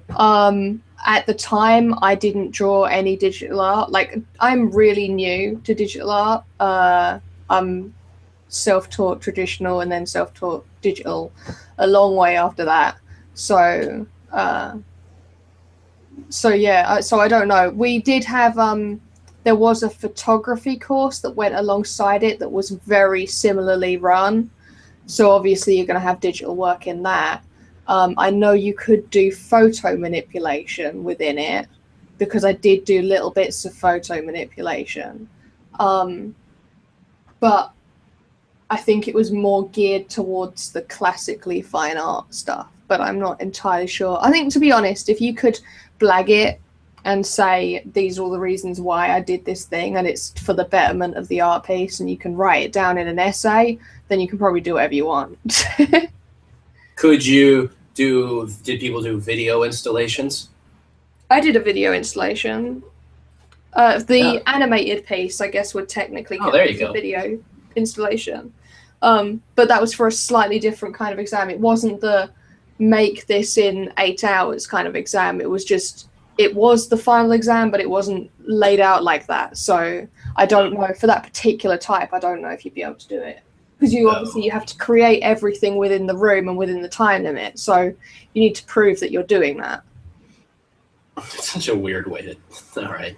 I know, it's really weird, isn't it?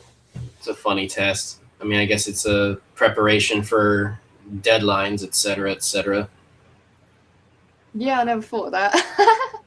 Because, you know, in all these, that's what a lot of art is just deadlines. But that's what homework is. That is homework.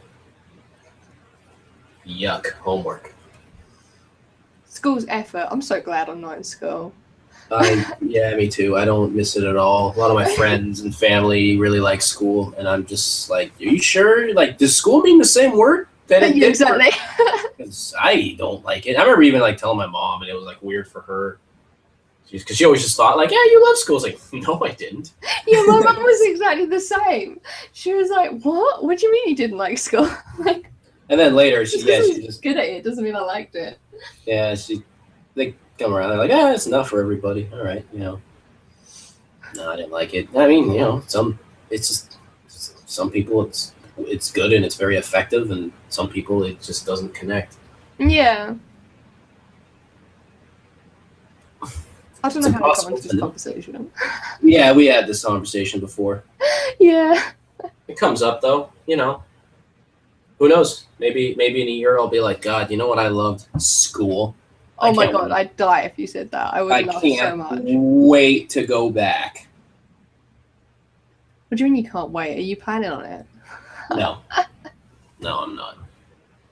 I'm done. I'm over it. You're out. I'm out. Work in progress in the Artist Lounge by Demand Man. Nope. Ooh, All right. Let me see here. Let me make sense of the things that I have here. Ooh, look at that. Oh, Fairy Patch is watching.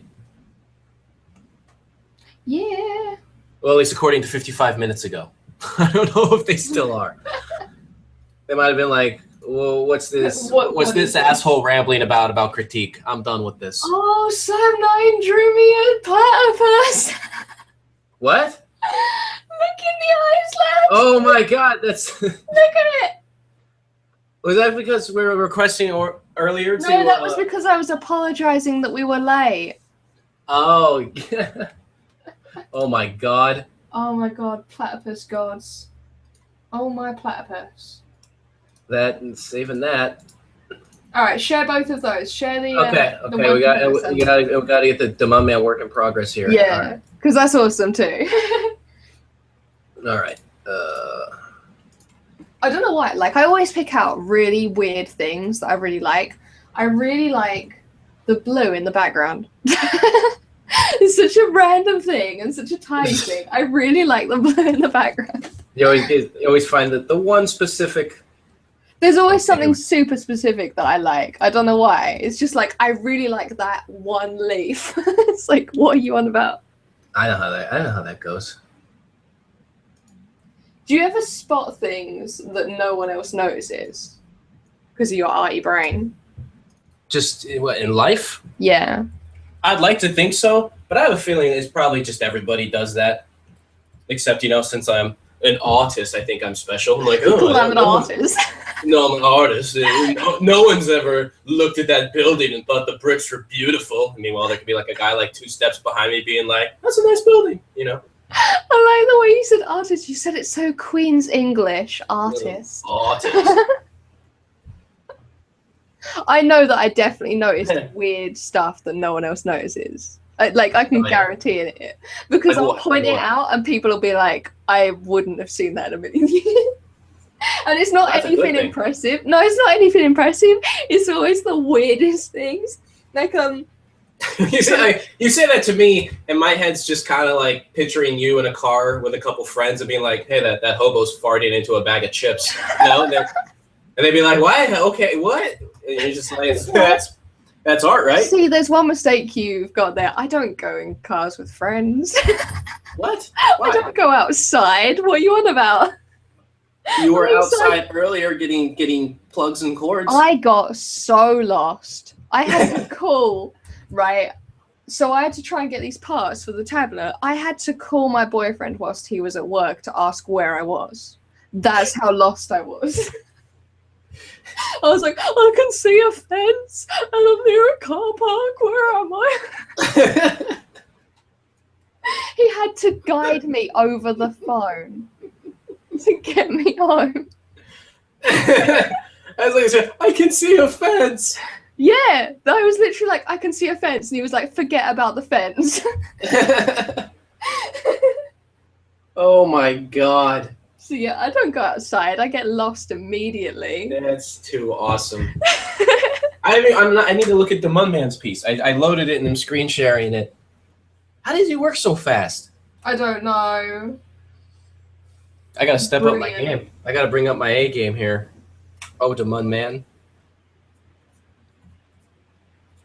What would you do if someone requested that we do portfolio reviews on this show or like critique their artwork on this show? Because I've seen a lot of live streams get asked that.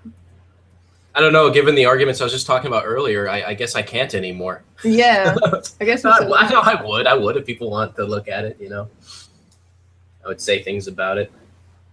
I would want to make it like a scene of it though. I'd have to like make myself look all pretentious. Like I would get in a robe, and then have cognac, and then just say a bunch of arrogant things about it. That's how I would do it.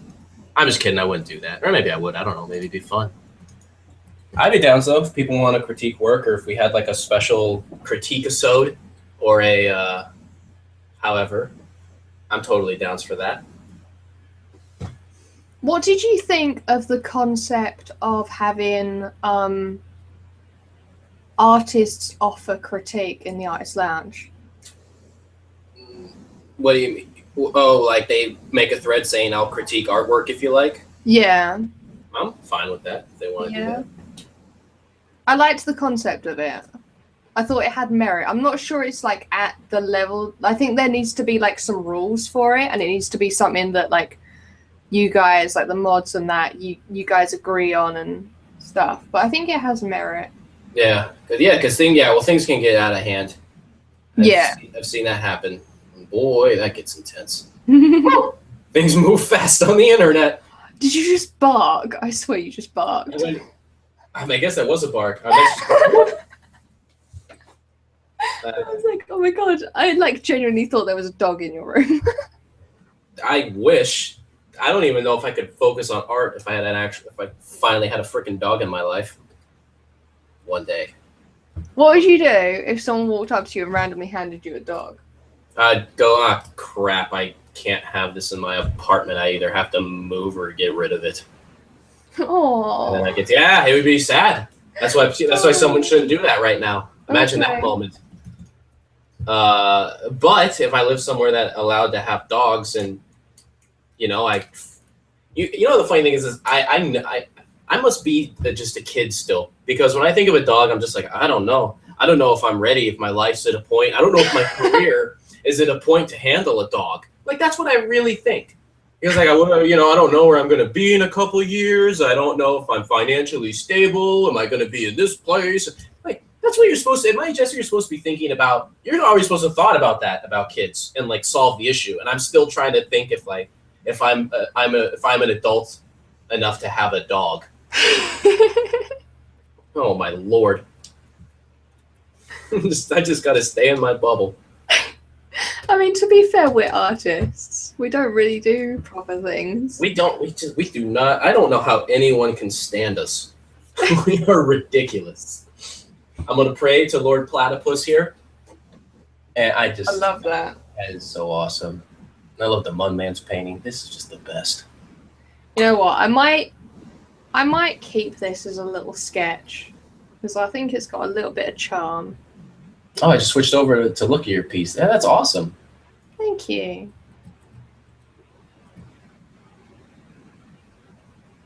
I might just keep it in this format and not... Well, it's really nice. Like, the loose brush works really nice, you know? Well, thank you.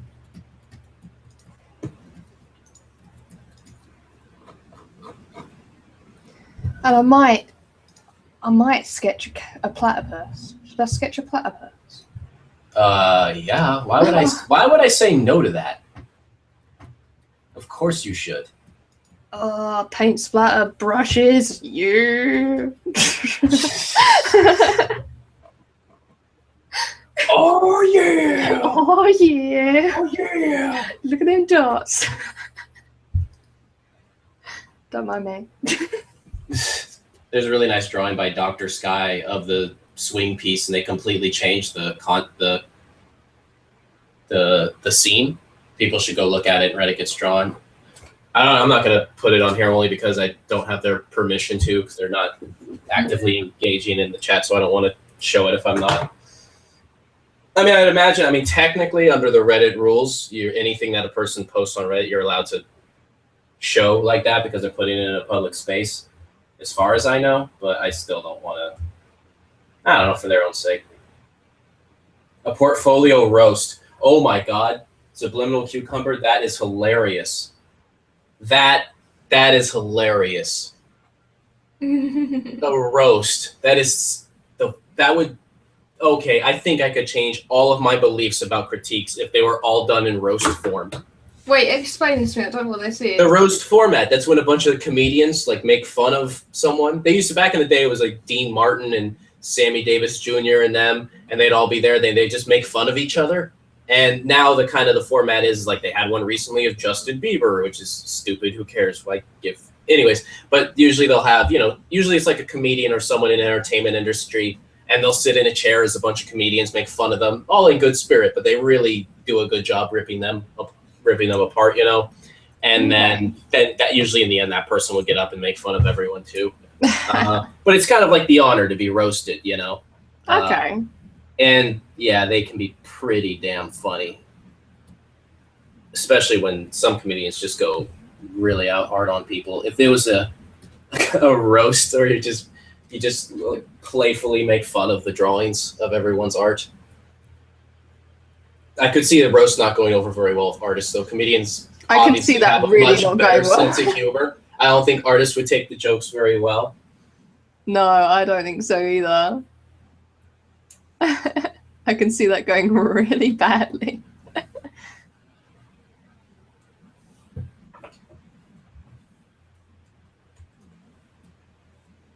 Oh, Nanki posted as well. Let me go do that before I dive back in here. In the thread.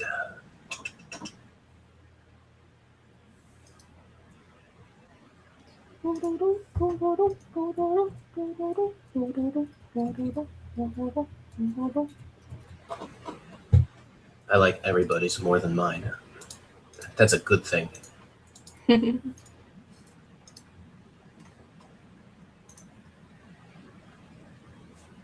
There is a serious amount of zeros. What's going on? What? On redditgetsdrawn. The amount of zeros is unacceptable. Yeah, it's sometimes it's good when people downvote ones that aren't as good, but sometimes people get pretty carried away with that stuff. There's Nanki's piece right here. How is everyone? Man, I am behind. I gotta kick it up in gear. Everyone's making really nice pieces. It's because you went on like a massive long rant. Yeah. Oh well, it's a topic I've thought a lot about, and I still have trouble articulating because it gets very, it gets to the point where it's just like, should I start wearing the tinfoil hat? Because that's what it starts to feel like when I go too deep in it. I just, like, I can feel people just like rolling their eyes, even if they're not listening or hearing me, Yeah. But we're passionate about art, so we're always going to have ideas about things that we know that are, we're just going to sound like psychos to other people.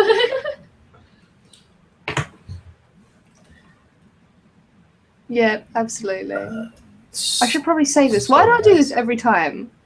Like, right at the end, I save it. I know that there's one person who's probably really annoyed about that every show. That you don't save for so long and then until the last minute? Yeah, until the last second. You're out of your mind.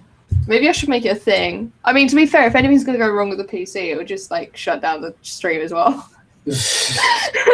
That would suck! The word. RGD. Save in artwork, please. Thank you. Save. I thought of the thing I should do with the circle, and I'm kind of bummed because it's going to take a while. Well, you don't have a while. Well, not to technically finish it during podcast time, but, my own time. Make my own rules. Do I want? I'm going to draw a platypus because I can. You should. Free and independent platypus. Free and independent platypus. I'm picturing the platypus in the big city. What is the platypus of the dinosaurs? We're going on a journey now.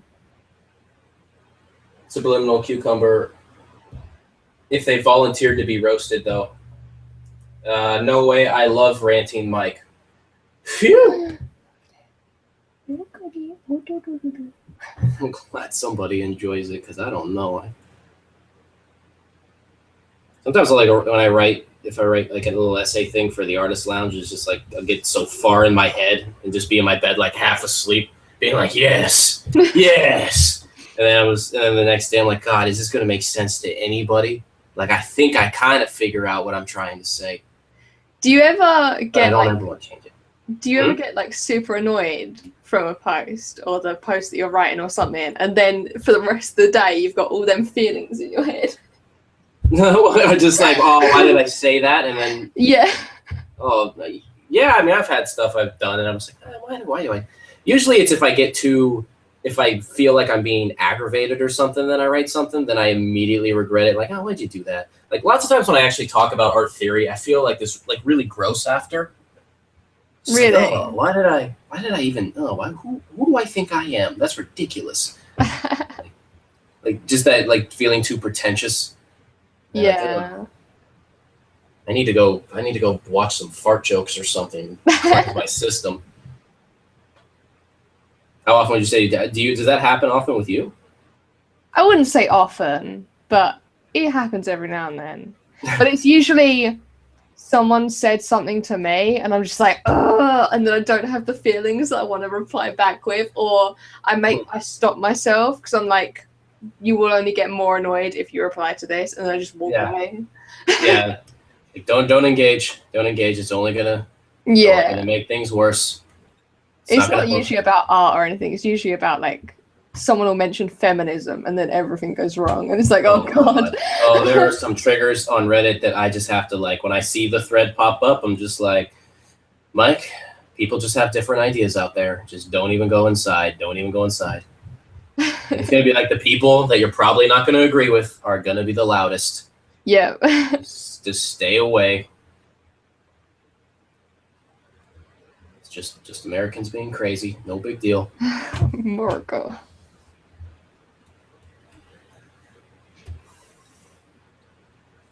sometimes it gets so predictable, like just what people are going to say on any topic. You'll be like, well, we already know where this is going to go before I I don't even need to go in.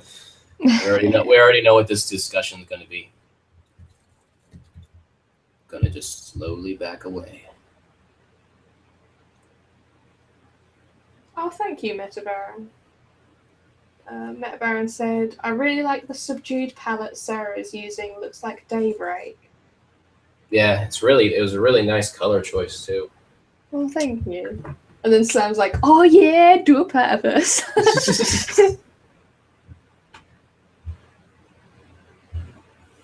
Sometimes I gotta hold it up in the camera and see. Yeah, it'll be fine.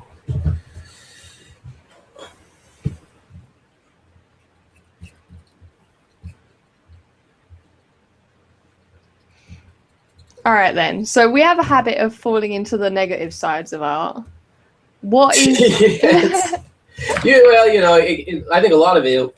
It's a Monday, so you're battling it being Monday, and then you just, you know, we talk about subjects, and then we get passionate for these subjects, and then we dig our own holes, and yeah, we just fall right into them. So, yeah. So, how do you, like, what things in art keep you motivated or keep you, like, charging on and happy and stuff? If there are any. You know, the first thing that came to my head was like so not in the theme of hey, let's be positive here. So it's like let me think for an extra second. Like, well, because honestly at first I was kind of like, well, you know, I mean, I'm pretty good at it, so it's one of those things. And what else am I gonna do? That's all I can do. I went all in, and I'm now, you know, I'm gonna be 32 soon, and so that's you know, I better like it, because no, I mean, the thing I like about it's always, I feel like there's a weird juxtaposition, because usually I feel like I'm positive on Reddit, and it can get so dark when I'm talking live, but in the end, I mean, it's a good thing. It's a blessing to have art in your life, and to be in a situation where you have the resources or opportunity to actually participate is always a blessing. It can add a lot of purpose. There's a lot of, you know, I don't have to think. I never have to ask myself, what am I going to do with my life? I have to worry about, will I be able to do what I want? But I never have to ask what I want to do. Like, I know what I want to do. Yeah. Always. I want to make art. Like, that's, if I'm not making art, then there's a good chance I'm not doing what I want to do.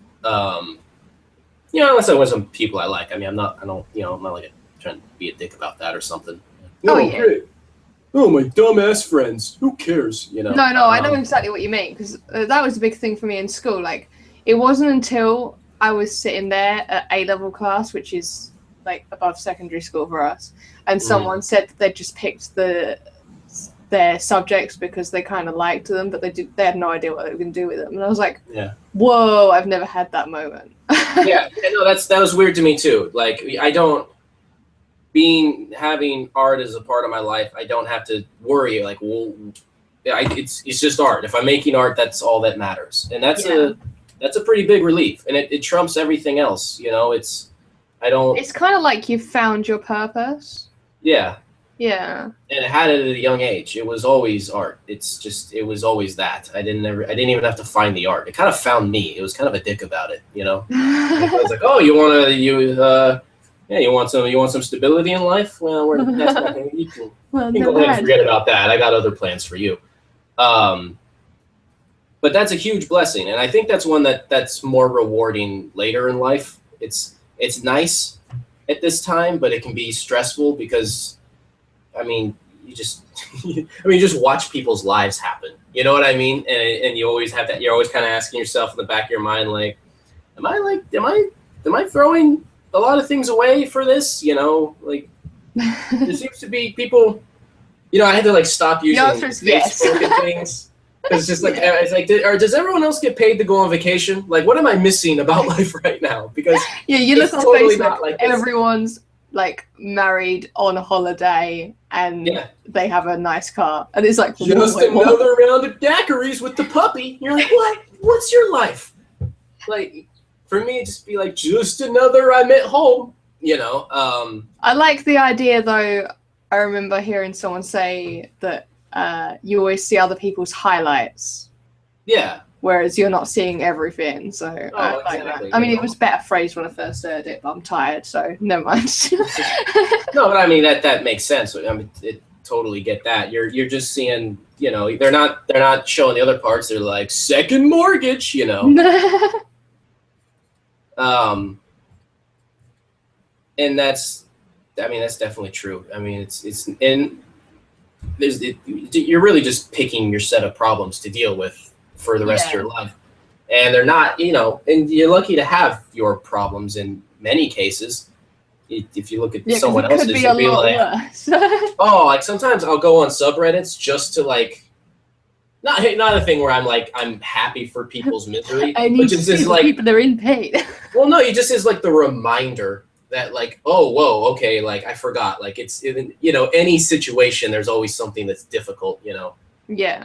Unless you go into personal finance, because you go to that subreddit and everyone's just like, oh, I'm out of college. I'm only pulling in personal finance is a thing. Like they are like. I can't go to that subreddit. I remember trying to be like, I need to manage money better, and then literally everyone in there's like, I'm pulling it. I'm starting at 125,000 out of school. It's not that good, but I'm really hoping I can retire by 33. I'm like, you know, I can't look at this.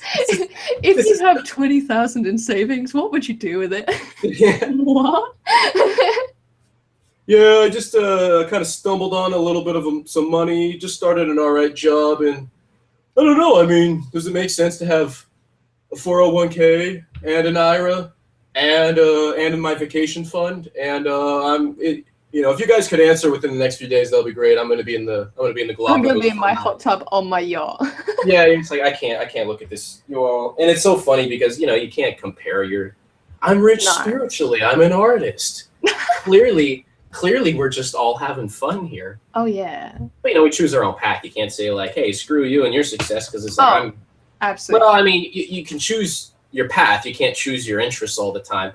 But you know, I could have tried to do something that was more.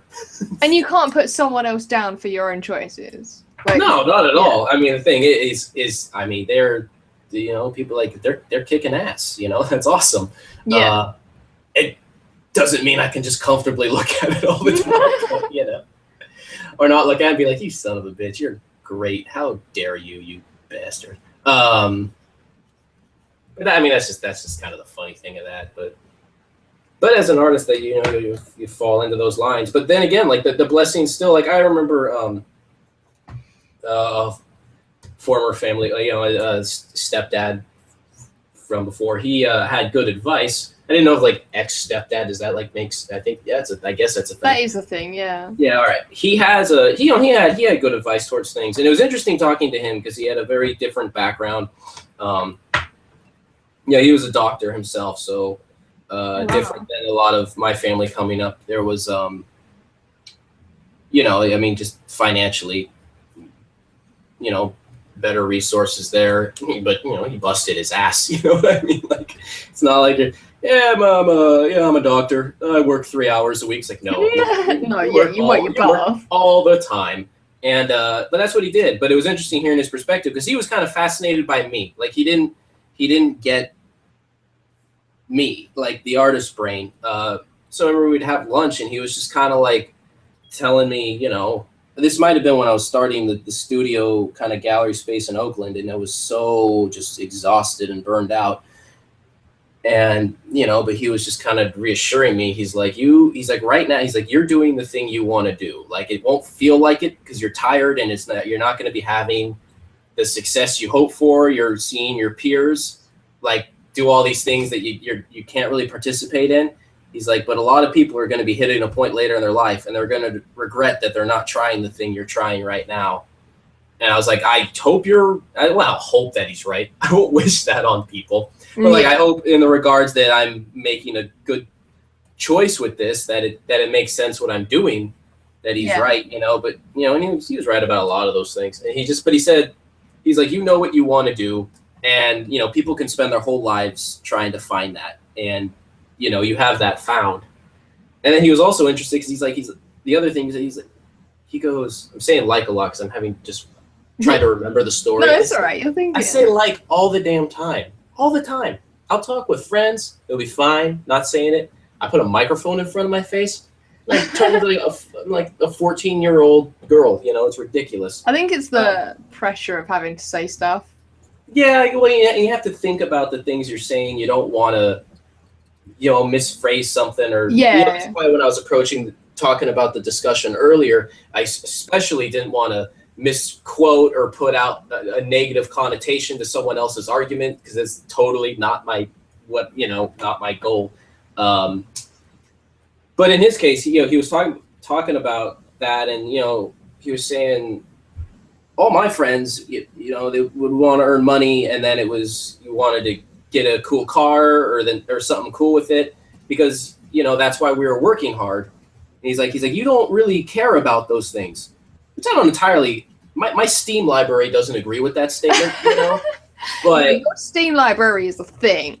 and that that is a thing that is a lot of money blown on that stuff. But I guess to a degree though, he'd just be like, you're just not interested in those things though. And I was like, no, because if someone says, Mike, if you didn't have to work, like if you just won the lottery, what would you do? And I'm just like, I don't even think about things I would buy. I don't even care about that. Like I could see myself like I'd just be in this apartment and maybe find like a large studio space and that's it. But I didn't even, all I thought about would be like, oh, relief. I don't have to go to work. Like I don't have to go to my job. I can just focus on doing my art career and making art. Like it had nothing to do with buying anything. Like I never considered it. And so I was just like, oh, thank God I can just spend my time making art. And that was all that mattered. Yeah. I mean, that's gotta be a blessing, right? Yeah. I mean, what positive? What's the thing you find in it? Like, what's the relief you get from art? The fact that I'm sitting here and I'm just doodling a platypus, and it's a laugh. And you know what? I'd like to do that for the rest of my life. It really is pretty. Oh, that platypus is adorable. Oh, thank you. Well, I mean, there is the thing.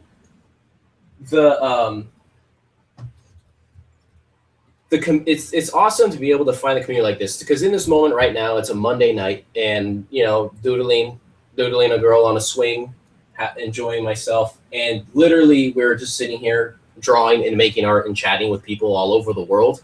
Yeah.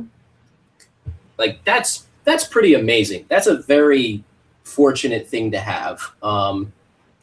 Not a lot of communities that would be a situation, and not a lot of careers or lifestyles. There's kind of a peaceful serenity to it. That you're just hanging out with peeps halfway around the world, and you're drawing a platypus and just chilling. And then the thing is people are stoked about that platypus. Like that platypus is really good news for people. I use that your top photo where it's the two platypuses in the hand. I use that same photo reference for the drawing I did with the platypus in it. Oh, really? Yeah. It's so cute. Platypuses are really fun to draw. They're ridiculous animals. That's what's so great. And they're so fun to draw. There we go. There's my platypus. That is perfect.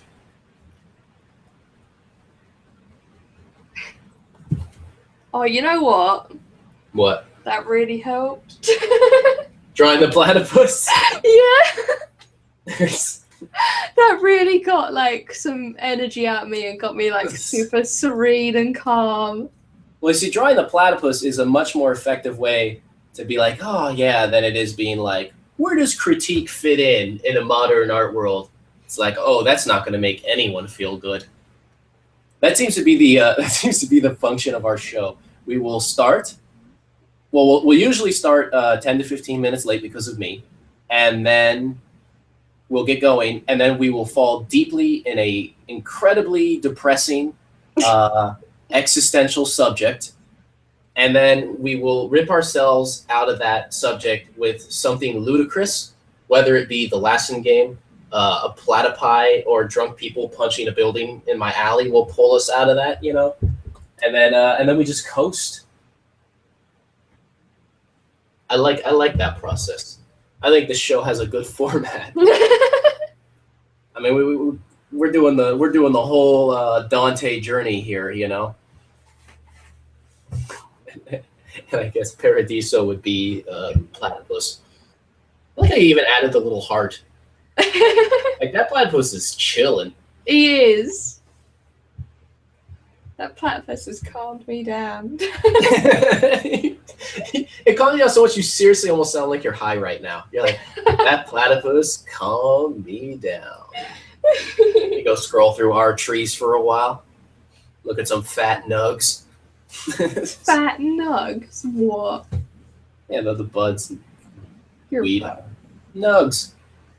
Except I don't know, they have all sorts of new slang. I never can keep up with all the whatever people are saying about things now. So how you feel about life? I'm so old. It's just like, I'm an old man. I don't know what the hell people are talking about. Someone just recently brought up the phrase smoking a Jeffrey. And I'm like, what the hell is a Jeffrey? And then I looked it up, and it was one of those things where it's just like, I don't think this is like a real drug people do. No one, but apparently it's just like a joint that's just everything. It was just like, it's a joint that has heroin, cocaine, crack, ecstasy, and gasoline. Like, it's just listing things. I'm like, nobody smokes this. Like, and then according to Urban Dictionary, the reason it was called a Jeffrey is because, like, who's scared of something named Jeffrey? I'm just like, oh my god, people are out of their minds. People need more platypuses in their lives. I'm now going to draw a platypus whenever I'm stressed. I hear nugs, I think of Pauly Shore. Oh, I just saw your picture on the stream. The what? I'm going to pick out a weird thing again. I really like the blocks of colour down by the legs. The blocks of black. Oh, on mine? Yeah. On your... Oh, thank you. That's okay. Oddly specific things you like in drawings, you weirdo. I'm going to have to try that platypus thing. Next time I'm stressed, I'm going to try drawing a platypus. We should have threads in the artist lounge. It's just like, okay, platypus time, guys. Let's see what you got. Everyone draw a platypus. Right. Everyone draw a platypus. I'm going to do that. Oh my god, can we have a platypus RGD? Well, someone would have to have a platypus they can take a No, photo we just of. post pictures of platypuses and then everyone has to draw them.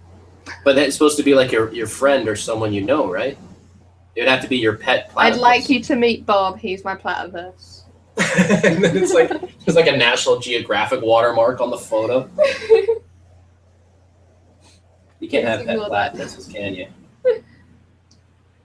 Is that one of those animals that's illegal to have as a pet? Oh, probably, yeah. They're probably like really vicious as well or something. Yeah, they're probably not. There's always some catch. You always be like, oh, that is the cutest animal ever. If I could have it as a pet, and then the animal expert's like, yeah, they smell pretty bad because they use their feces to nest, and you're like, oh, it's always a catch. That's like most animals. Yeah, it's like you see like a cute bear, and they're like, well, if the mom doesn't kill you, the bear does stink, and you're like, oh man, but look at him trying to climb on the ball. And then the bear grows up and then kills you. Yeah, and then they rip your face off when they get older. There's a great Paul F. Tompkins bit where he was talking about with a friend about genetic engineering, and the friend wants to make like a jungle-sized house cat, and he said that was a bad idea because if it bit you like cats do, its head is now like the size of a basketball, Oh my god. So his idea was to shrink down a bear to a really tiny bear like the size of a cat, so you can have a little house bear. He's saying it would be scratching its back on in the doorway. It'd be a little bread loaf sized bear. And I'm like, that is perfect. I want a little bear. Now I'm kind of upset that they don't exist.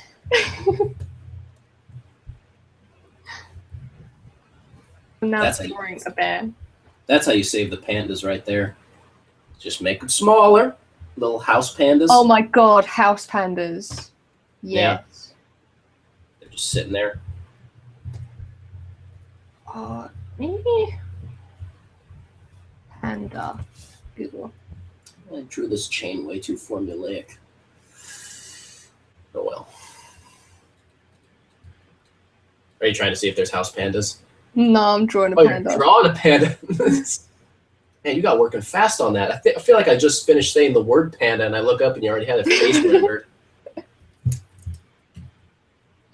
There's So so one little little... cucumber thinks that a platypus is your spirit animal. What does that say about me?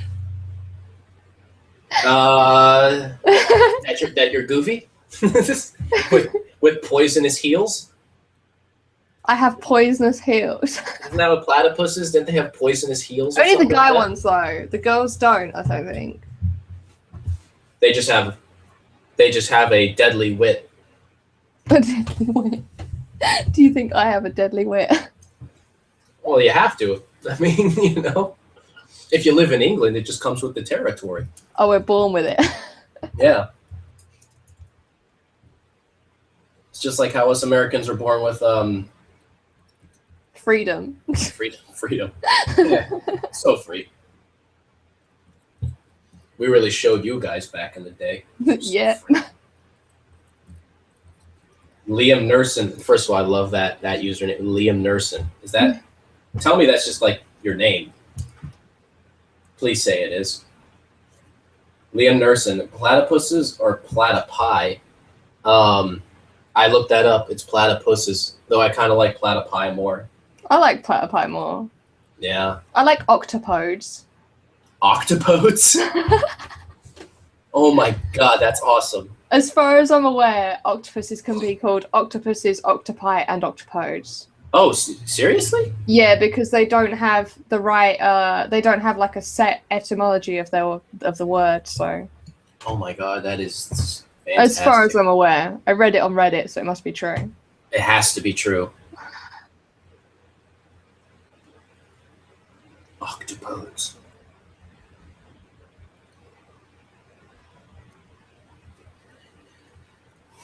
Somehow I'm still making this. This was like a pretty straightforward drawing, and somehow I'm still making it take like 2,000 hours.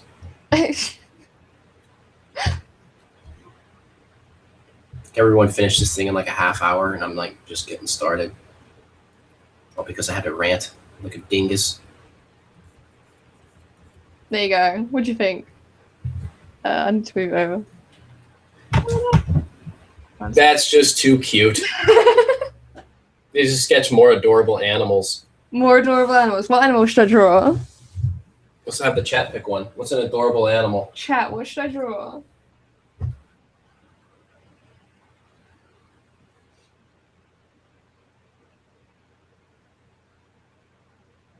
Oh, the house hippo commercial. Oh my god, have you seen that?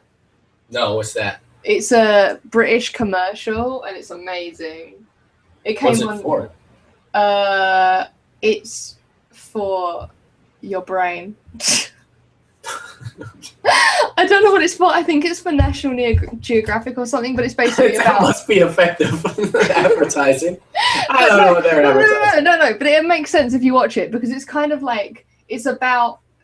I think it's to advertise thinking differently. Oh. So like I don't know if it's by an actual product. It's either by a National Geographic or like a TV company or something. I'm not entirely sure, but it's a really good advert. House Hippo, definitely go watch that. I'll look that up. Oh my god, everyone's saying things. Okay. I'll draw animals. Animals. Oh my god, someone suggested a corgi, of course. Chinchilla, fennec fox, another corgi vote. Looks like a fox and a corgi. So you got it. We're definitely having a corgi and a fennec fox because they're like best bros, clearly. Oh, they would have to be. Oh my god, I love corgis so much. It's not even fair. Really? I like them too much. Like if I'm walking down the street and someone has a corgi, it'll take me a second to realize that I stopped walking. Oh, Like, really? Yeah, I'll be on the other side of the street, and then I'll realize, like, oh my god, Mike, you're just standing here staring. Like, Because I do that with huskies. I love huskies. I love it when they bark and they do that thing. Like it always sounds like they're trying to talk when they bark. Yeah. They do that like thing. Like most dogs, like, you excited, boy? They're like, roof. And then a husky's like, oh, they're so hilarious. They'll just like rip a house apart and they don't even care. Have you seen a cyborgie? Sorry, what? It's a Siberian Husky Corgi. They exist! I'm Googling it. And they look exactly how you think they do. A husky with little corgi legs. Oh, can we look at Pomskis instead? Look at that guy. He's so cute. Oh, you're making me make weird noises now. Look at the doggies. Look at the doggies. I know. The first thing I think when I see a cute dog is I go, in my head, I go, what's your name? And then I always do their role. I'll go, what's your name? And then they'll go, my name's Fred. Like, I do that part too. Really? Yeah, I do both roles, but every time I see a cute dog. Oh, fennec foxes are the cutest little things.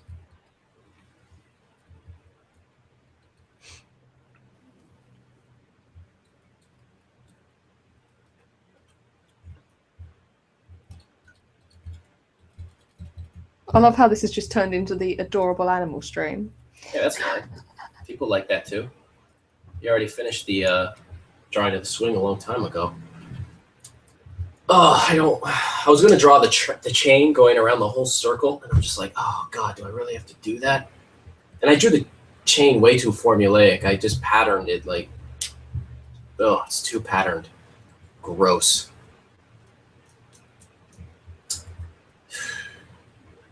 Yeah, I got to draw it around like that. Of course I do. It's going to look weird if I don't.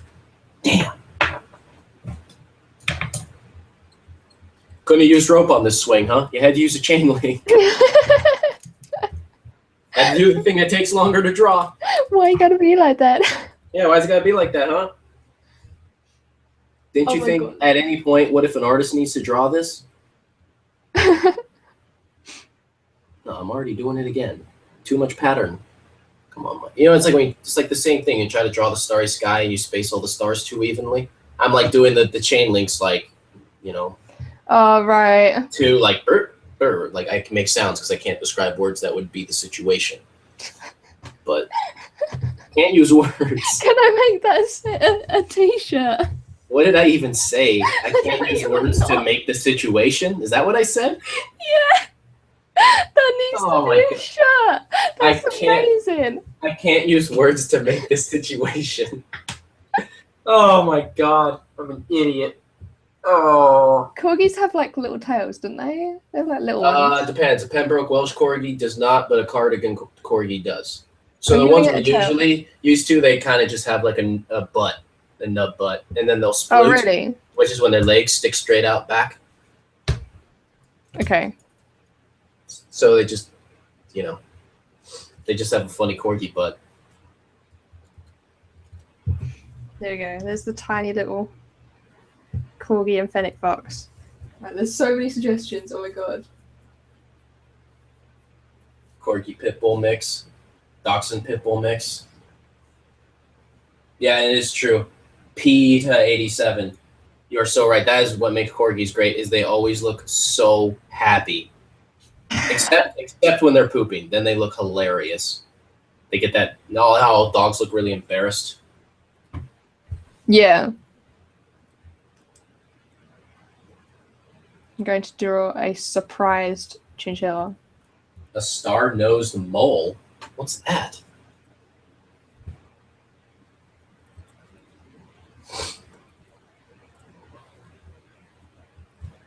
You know, I'm not gonna draw that chain link right now. That'll take forever. I'll go back to the hair.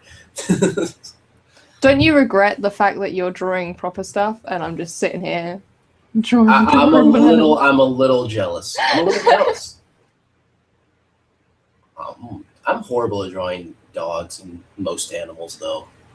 Every time I draw a dog, it just looks weird. And then I have to spend a lot of time kind of correcting and adjusting. Something I should really practice. Should I draw the sticks or whatever or in her lap? I did them, and then I gave them like little flower ends to make them a little more obvious. Just so you know. I think I'm going to skip them. Well, I mean, isn't it your rule that you remove everything? Usually. Yeah. Try when in doubt, remove stuff. When in doubt, just don't even draw it. Just take it out and try to make the rest of it interesting to compensate. I like it. It's even to the point when we're picking what pieces we want to draw. Like, like you could already look at it and be like, "Well, Mike's going to want to draw this one. That's for sure." Yeah. Know exactly what this goofball's going to want to draw. A star-nosed mole. What is that? I've never even heard of that before. Star-nosed mole. Oh my God. It looks like what I think it does. It's horrifying. My Jesus! It looks like its face blew up. Like it looks like a cartoon, like, you know, when Sylvester holds a stick of dynamite and it blows his face up, and then or like what Daffy Duck's bill would look like if Bugs shoved a piece of dynamite in it. Either that, or it looks like a monster out of Dead Space. Yeah, seriously, I still need to play that game. I started playing Mass Effect. You've started playing it? Yeah. What did you think of it? I'm like an hour and 10 minutes in, so I'm just starting, but I'm liking how it's starting. But you know, I'm just barely getting going. I made a deal with someone that I start playing that game to get them to start drawing. I make very personal vendettas. If someone tells me that they stop drawing, I try to think like, what deal can I do to get them to start drawing again? So I'm playing Mass Effect because they're going to draw their Commander Shepard character they made, and I'm going to draw mine. I messed up when I set it up.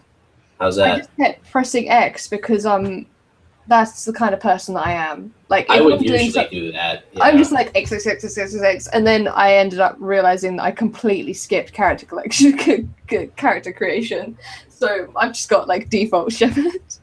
I realized I put effort in, and my Shepard looks so much like the normal one. Like I think I just went full circle, and I'm like, well, all right, he just looks pretty much like how he looks default, you know. Because then let's say I wanted to make a character and I want them to make them look like me, all I have to do is take whatever character they have and make them bald, and that's pretty much close enough. And then so I never put much effort into it. Did you play through the whole series? Oh, I'm only on number 1 at the moment. Oh. Yeah. How far are you? Not very far. I've gotten off the first place and I'm on a planet now. So I've actually gone to a planet. I'm on like an ice planet. You're out of like the fiery pit planet with the train or whatever? That's where I am. Huh? Do we have completely different ways it started? I don't. Pretty much, I got sent down to a planet to get a beacon or something. Oh yeah, I've done that. Okay, I'm on the next bit after that. Oh, okay. So the next bit after that, you can choose where you want to go. So I've chosen one of the planets, but I haven't got any further than that. Oh, interesting. Oh, look at his little face. Look at him. Chinchillas? Yeah. What's your name?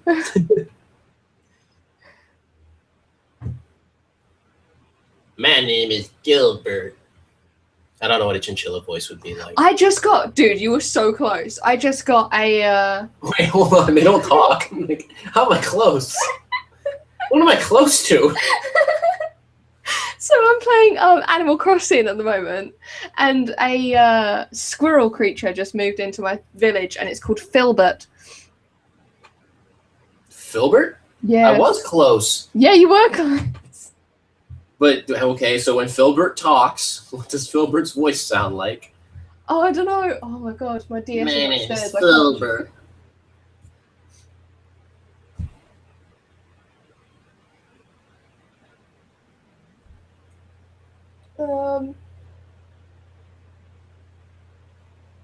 Dead Space 2 and Mass Effect 2 are currently on the Humble Bundle. Ooh. Nice. Follow Yeah, advisor. good. I didn't finish Mass Effect 3. I hear that's probably best. Yeah, that's supposed to all have a pretty horrible ending, which was discouraging. It made a lot of people upset. Doesn't mean we can't enjoy the first two though, and probably most of the third one. Indeed. The gameplay is reminding me a lot of Spec Ops, which was one of my favorite games. I didn't actually ever get around to playing Spec Ops. Oh god, you need to play that Well, game. the thing was, I know like a lot about it, and I was like, I don't want. Oh my god, look at the baby chinchillas. Is ridiculous. I didn't want to like. I know that it's got like a lot of darkness in it, and I just didn't want to like. Oh, have that in my life. It made me, in a weird, twisted way, it made me happy how unrelenting and dark that game is, because it was so refreshing just to see a war game where you are you're just trying to be the hero, and it just keeps getting worse, and like it was just that thing where you see games where it's always just like the stress is like, oh, how am I gonna save these hostages or whatever, and and then like the one person dies or whatever, and then your character's sad, and you gotta be a hero, and then you woo, and then this game was just like, we gotta go out and do this mission. Oh, I screwed up, and then, well, maybe I can recover. Oh, I made it worse, and then it goes so wrong. I don't want to go into like any kind of spoilers to how it goes or the pacing of it or whatever, but it was awesome. I loved it. Oh, I just loved it. I was just like, oh my god, this game is so messed up. And it's funny because the way even when you look at like the cover art, it so just looks like your standard kind of war game, and the way it starts. Oh god, I wish you played it. There's one moment in that game in particular where I just went from being like, this game's really messed up, and then it did this one thing, and I was just like, this is ridiculous. This is awesome. The way it plays with your character's psychology, and as he's slowly just mentally breaking down as it's going, as the guilt of ruining thousands of people's lives is just tearing him apart. It's wonderful. God. It's great. It's so good. But the thing is Mass Effect is that same thing where it's like your squad based, so you can like tell your squad like go over there and post there. And I always find in those games I don't end up doing that. Like I'm the same. Yeah, I'll just be like, wait here, I'm gonna go shoot everyone, and then I'll go get you. And it's because when you won't be able to do that later on. I what? You won't be able to do that very quickly. Oh, because what sucks is it's always the thing is like if one of my characters like that's with me dies, I always start thinking, okay, do I restart? Like, should I go back to my last save point? Like, do I continue now and then like another person happens? Like, I have trouble when I can restart in a game. I have trouble just like with situations where I can choose to just do it again. It's why I actually started liking it in games when they kind of made it where ammo wasn't as important. Because then I wouldn't be like, oh, I didn't get that ammo box or this thing, so I'd make myself it would take me out of the story. That's why I like it when ammo's not really a concern as much, because I'll just stay in the moment, And so squad-based games, I tend to fall out of the moment, because if one of my, one of the people that are with me dies, I have to sit there and think, well, should I just do it over now? Or like, is that it? Is that character just gone? Like, would the game have been better if they were alive? Yeah. Like, is it going to suck now that I have to deal with them not being in the game? I don't know. But I probably should just keep going. Things like Mass Effect and Dragon Age and all that lot, they're designed for that. Like, you can't do something wrong. Just because someone dies or isn't in your game, that doesn't mean that something's gone wrong. That just means that that's your story, and it's designed so that it can cope with that.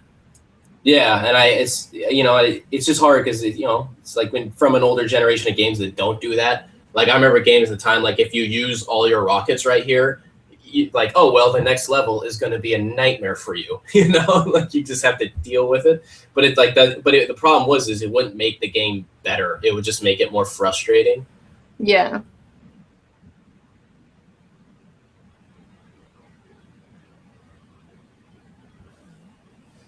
Mass Effect's probably gonna eat my life. I can just tell. I'm thinking we'll probably wrap up in a few minutes. What do you think? Yeah, that's fine. Yeah. How you doing with your page? You haven't done anything this whole day. I haven't gotten anything accomplished. I have a long ways to go on this thing. Oh God, are you doing a chain around the whole edge? Yeah, the whole. Because I mean, it just, of course, it looks better with it. You know, like I have to. It would clearly be better if I did that, and so I have to do that. What are you going to put in a circle? You know, I was taking into consideration. I don't remember who had suggested that I just fill it in. Yeah, someone said to do a gradient. Or just fill all. And I thought about that, and it's like, you know, I don't know. I don't know if I want to invest that much time into that. I think I'm going to do just if I do the chain, that kind of makes it enough, and then I'll leave it at that. I guess I could it'd be kind of cool if I put like grass coming up around the edges in it. That'd be kind of rad. Yeah, I like that idea. I did a portrait recently where there was a kind of a sphere in it, and then I did the whole landscape like sphered around the person with like the clouds going in the center. I was really happy with that. Yeah, maybe I'll put some grass in it. Oh, I hate it when it's like you have the idea and you're like, yeah, that does make it better. It's like, well, I guess I'm gonna stay up. Well, now I've got to do that. Now I got to do it. Like I can't live with myself if I didn't do it. And I said it in a public space. Whoa, Metabaron got Grand Theft Auto 5 for $30. How?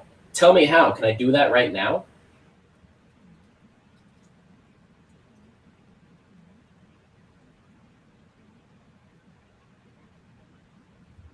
I'm totally not just sitting here drawing owls. Owls are pretty cute. I like that video where there's the one little baby owl and they're like just like petting his head. Yeah. He's like so into it.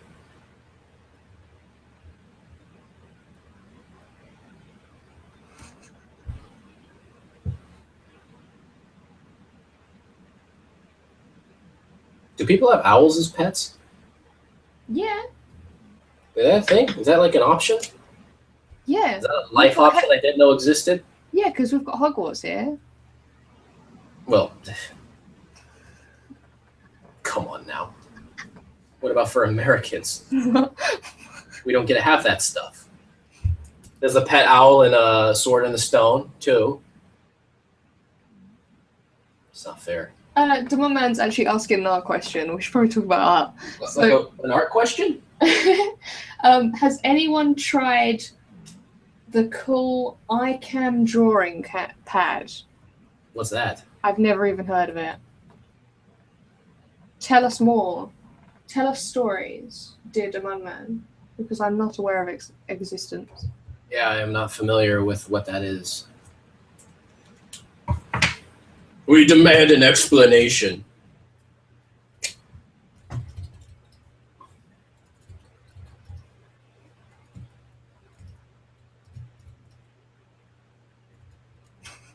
I don't know why I'm just doodling, but I will. Because it's fun? Yeah. Because art's fun? It can be. It has its moments. It can be a complete nightmare, but there's lots of times it's fun. I look forward to Mondays. Favorite day of the week. Mondays are my Fridays, pretty much. I mean, I have to work tomorrow, but it feels like Friday because we're always having so much fun on Mondays. Subliminal Cucumber's trying to upload their piece right now. Metabear needs to tell me where they got Grand Theft Auto 5 for $30 for PC. Oh, wait, here we go.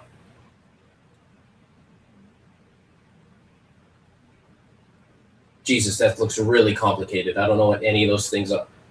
Go to nuvim.com.br, make an account, use the Hala extension set to Brazil, PayPal back out. Whoa.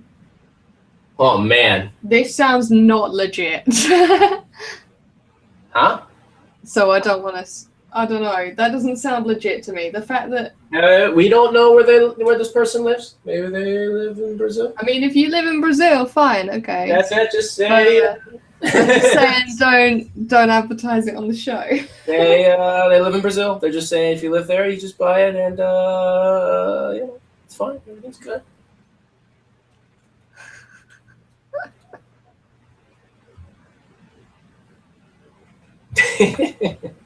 I'm drawing a frog. What? I'm drawing a frog. Nice. I don't know why I'm drawing really squishy animals today. I've like super squished them down. But Because I kinda like it. they're just the squishy animals are adorable. That's why they make the plush toys of them. Yeah, squishy, squishy.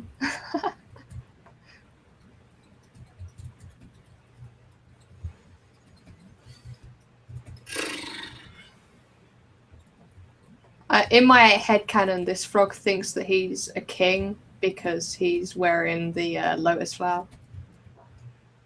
You just draw that from scratch. You don't need to like look at a picture of a frog or something. So I've drawn a lot of frogs. Why? I mean, not like why. I sounded angry. I sounded so pissed. I don't know why I was sounding mad. Why would you do that? Why would you draw so many frogs? I demand an explanation. My dad's favorite animal is a frog. So when I was little, I used to draw frogs all the time. See, that's when I should have went, why? You know?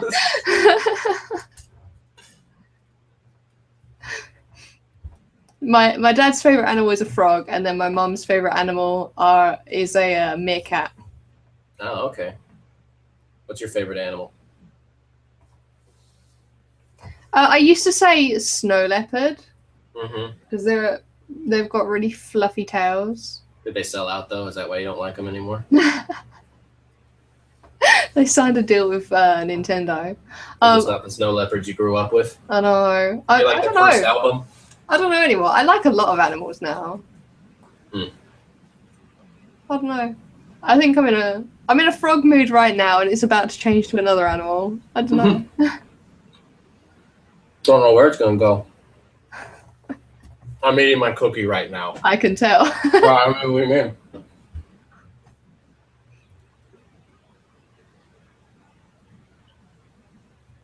iCam is pretty good customer ratings. It's basically like a Wacom bamboo. Okay.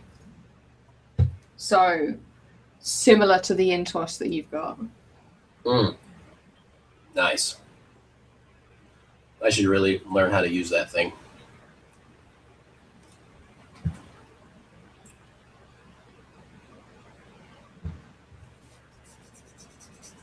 Oh, why is there so many links in a chain? I feel like I'm doing a rosary right now.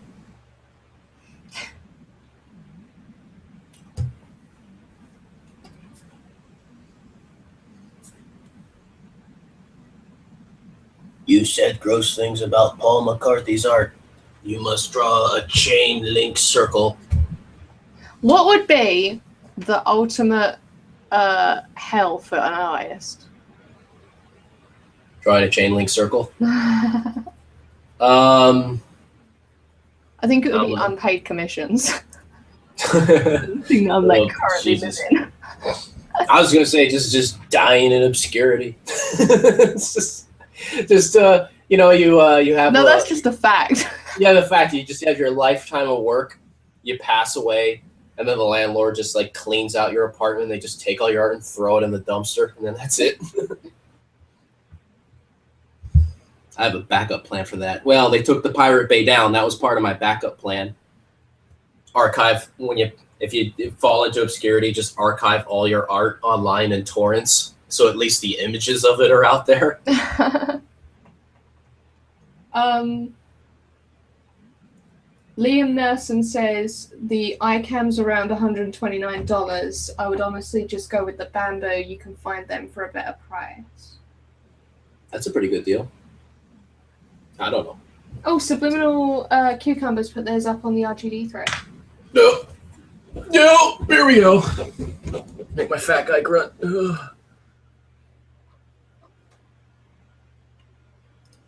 Oh, Demomans is on there as well.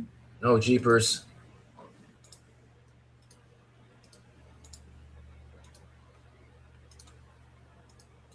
hand. No, I like that.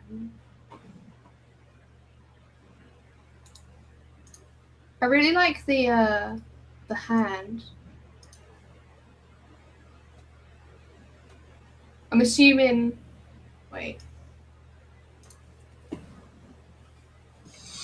Subliminal cucumber, aka Gadriel. Opening. Screen share. I really like the warm tones everyone's using. Yeah. I think everyone's gotten into the like chill atmosphere of the picture. Do you think the pictures that we choose directly change how we feel whilst we're drawing them? Possibly, yeah. I mean, this has been a pretty mellow drawing. I think this one's kind of a low pressure drawing. It's a very peaceful looking drawing. The palette's very peaceful. So probably, I mean, I don't know. In many cases, like by the end of the night, I feel way more relaxed and chill in most cases, and definitely in this one, you know. I'd say between this drawing and the corgis and bears and platypus, got to be that influence in there. Because you know, when you're drawing something, if you're creating an image of it, you know, you are making a thing. It is an object that exists. So if it's something that's peaceful, you're going to have the emotional effect of witnessing it, you know? Yeah. We're like magicians. I think this is the kind of image that if I was doing it on my own, I would sit there with some music on and just relax and paint. I think that would be the only way where I'd get through creating a proper painting, because I'd put on like some chill step or something and just relax. It is pretty interesting. Yeah, this is also an interesting environment where we don't have, at least as of yet, the option for music in here. Yeah. Just because it would throw off the podcast, because then it'd only be one screen, etc. But it's been interesting I found it's been pretty calming to just when chatting with everyone in here and drawing, and it's just kind of quiet. And then usually I just have my fan on and I just kind of hear that. It's a bit peaceful. I only have 3 colored markers and wanted to see how far I could get with them. This is Demon Man's piece I'm showing now, but that's what Subliminal Cucumber said about theirs. This seemed to be a piece that worked really well with restraint. Seemed to be the thing a lot of people fell into with this one, and it ended with good results. That's really interesting. Everybody minimized. I wonder if it's because there was so much in the original image. If you look at it, there's so much noise. But you've got this really serene atmosphere. Maybe people started to think to try and capture the sereneness, they just tone everything down. You know what it is I'm bringing people to the dark side. It's like, hey, are you sure you need all those things you're drawing? Try getting rid of everything. You feel really good. I'll be walking around. So I'll use the same line if I'm like, if I'm dealing drugs. Just be like, hey, if you remove everything from your life, you don't have to worry about it anymore. People are like, I like this guy.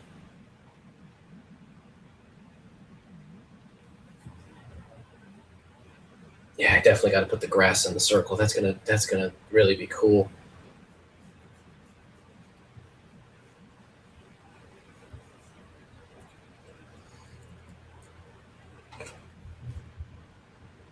This is a very peaceful drawing. It is. It's very relaxing. But I think... Glad you talked me into this one. Yeah. I think we're going to have to finish soon, though. Okay. I'm going to switch to my other camera, because this is everything else I have to do. I can't finish in this amount of time. Everyone sees where this is going. Demon Man says she looks warm to me in a cool place. Mm. And then Meta Barrett made a comment, which I won't read out.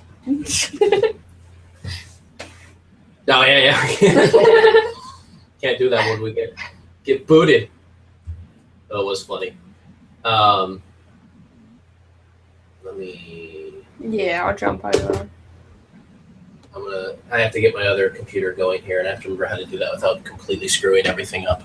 So I'm going to mute myself and disappear for a second. And I'm going to screen share something.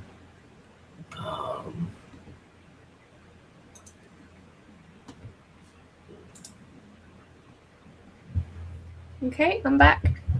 I'll be here in a minute. Bleep, bleep. Oh, cat just woke up next to him. I've got Jasper next to me. Right.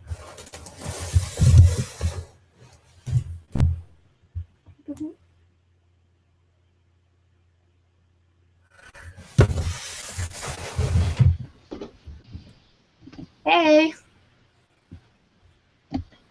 I see you. Bruh. What the hell? Cat just woke up next to me. Oh, shiz. What have you done?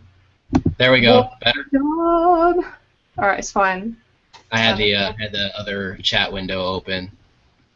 Whoops. Wait. Oh. Oh. So what did we learn today? Matt Barron says that they were talking about the colour palette. Oh, yeah.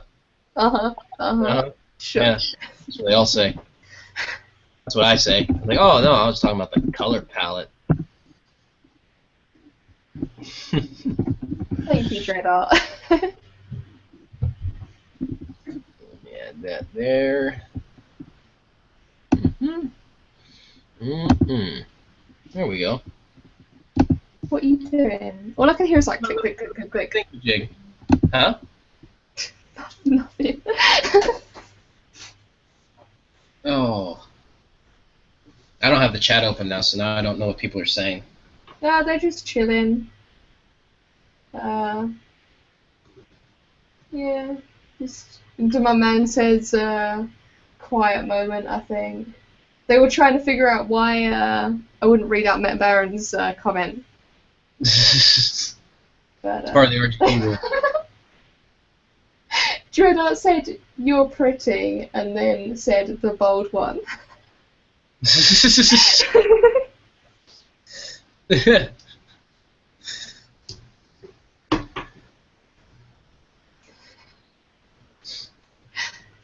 Alright then. Well, I think, what have we got coming up in the week?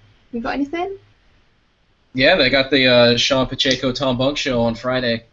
Dude! And I'm in my space. It's like, This is it, if you building guys. up to it. Yo, I'm making so excited.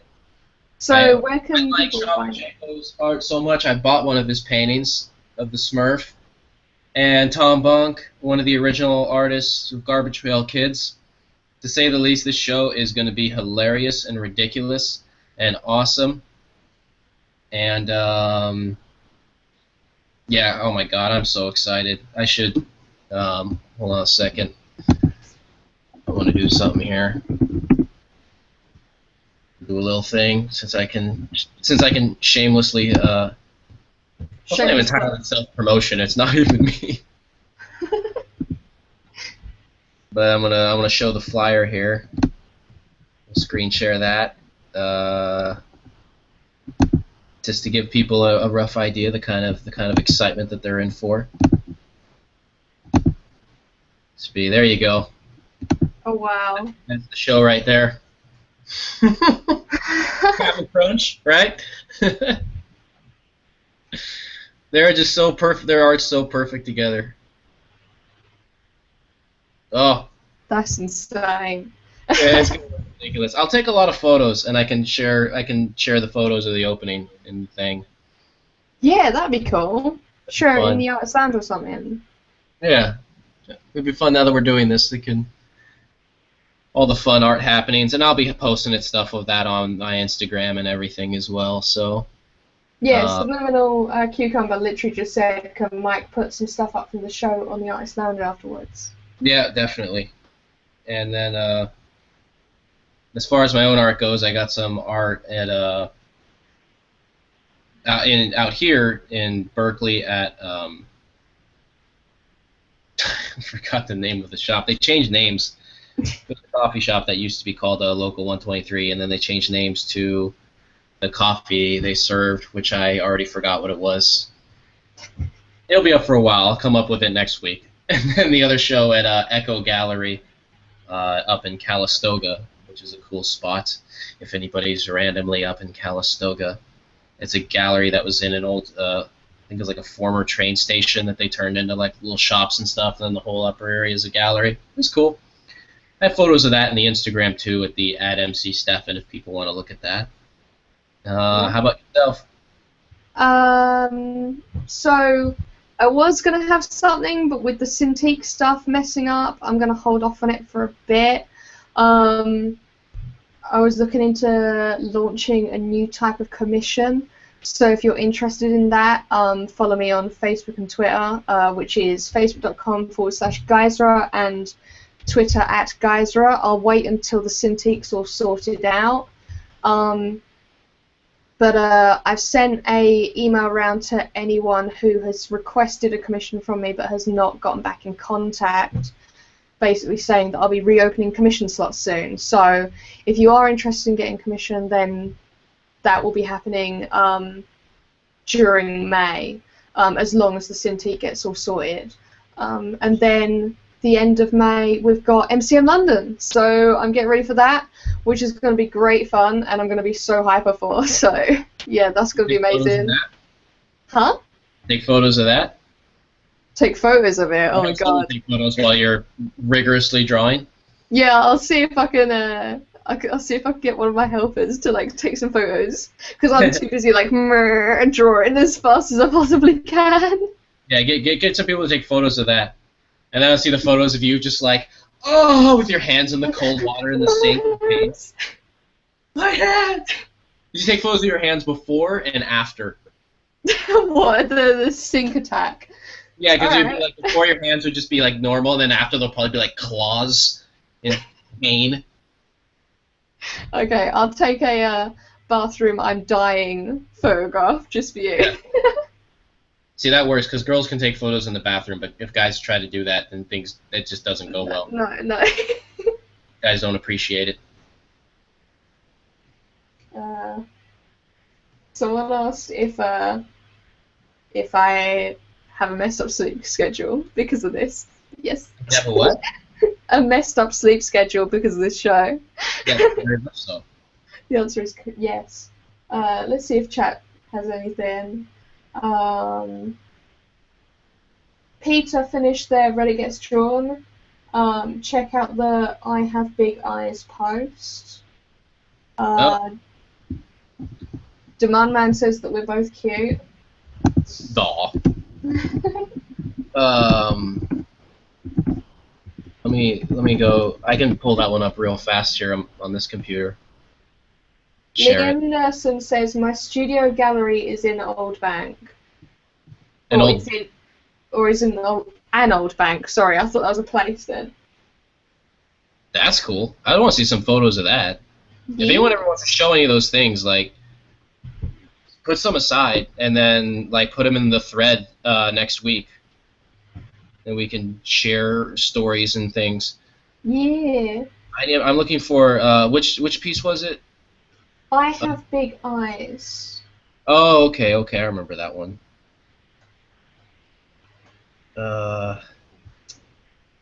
Jeez. Come on, Mike, find it. Everyone's watching you. Can you do it? God, this is my face when I'm scrolling. Scrolling face. Have you seen the Buffer Face advert? You have a buffer face?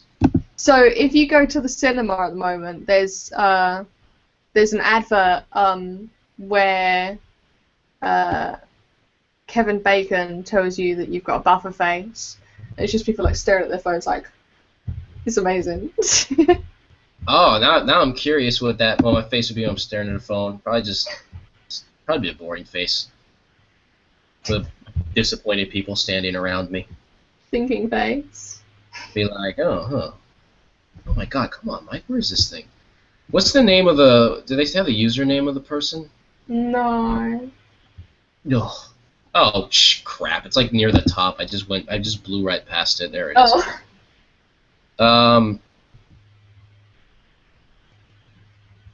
Who was the person that was watching that I'm looking for here? Peter87. Do they have a different name on Reddit? I don't know.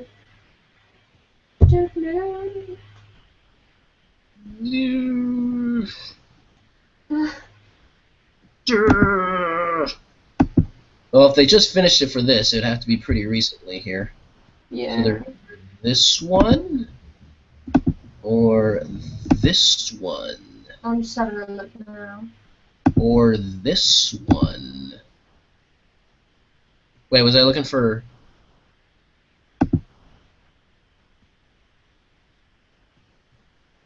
I don't know who it is. No, I don't know who it is. There's no names that match up. I think they said earlier in the chat that. Oh, I'm Polygraph. Oh, okay. There we go. Oh, wow, look at that. Oh, I love the hair. That's so good. Yeah, I'm gonna screen share that now. That's really nice. Well done. Smooth blend and plenty of volume. That's the hardest thing I was finding when I was trying to do digital art, is to make a smooth blend but still have like volume in the piece without making it get that transparent look. Yeah. I love the fact that there's kind of a theme at the moment of like semi-backlit stuff, because you get like it's the wavy, like bright hairs. I really love that. Yeah, there was just a post in the Artist Lounge, a really nice piece that was a backlit one. Yeah, I think they actually posted two. Oh, yeah. That's good stuff. All right. Good times. Tim H says, by the way, Highwire Coffee Roasters, as I mentioned before, is what Local 123 is called now, i.e. the place where your art is at, Funisher. Oh, yep, that's it. I know who. What did you say their name was again? Tim H. Tim H? Mm-hmm. That's funny. Oh, Tim. Highwire.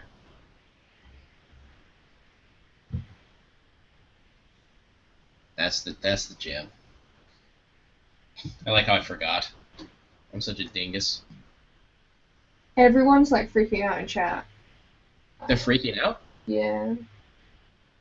Yeah, they're talking about the backlit stuff and complimenting each other. Demon Man says, do you see my new bees in artist thread? What? Bees?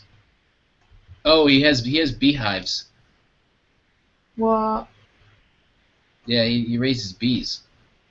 He's been doing it since like 1980. He's Bee Man. Oh, he posted a picture of him. Oh my god. I couldn't do that. Clarify if it's Demon Man or Demon Man. There's no way I could do that. I couldn't look after bees. I'd run away. He has it in the lounge thread? Yeah. I'll screen share some bees. Yep. Where's your roommate's piece, Mike? I don't know. Where's your drawing, Tim? You better finish real fast.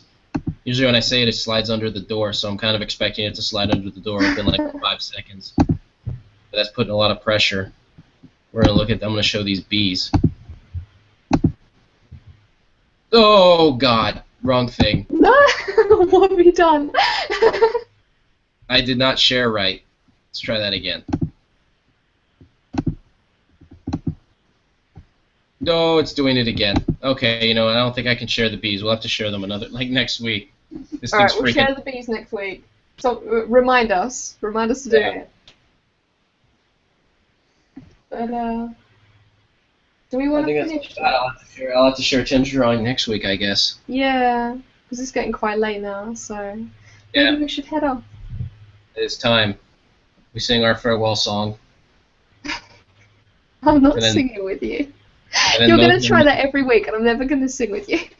That's what you say. You come around. Yeah. Okay, I'm on board. Everybody's gonna want to hear your singing voice. I'm just gonna keep pressuring you. No, no one wants to hear me sing. That's not a thing. Yeah, no, it's gonna be a thing now because I just brought it up.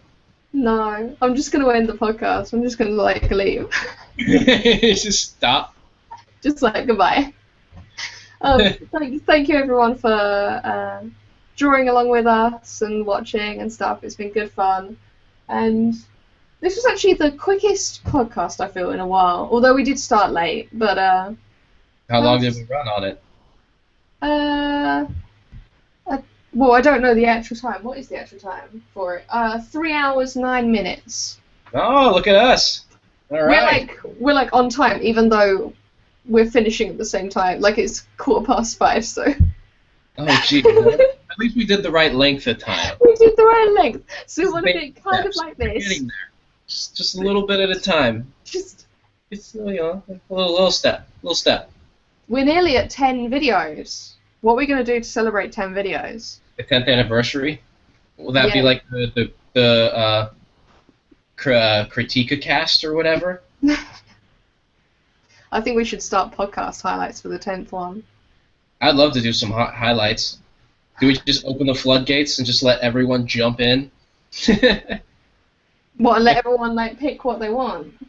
No, we just open up a link and then they all just dive into the podcast and it's just mayhem. Oh my god, no.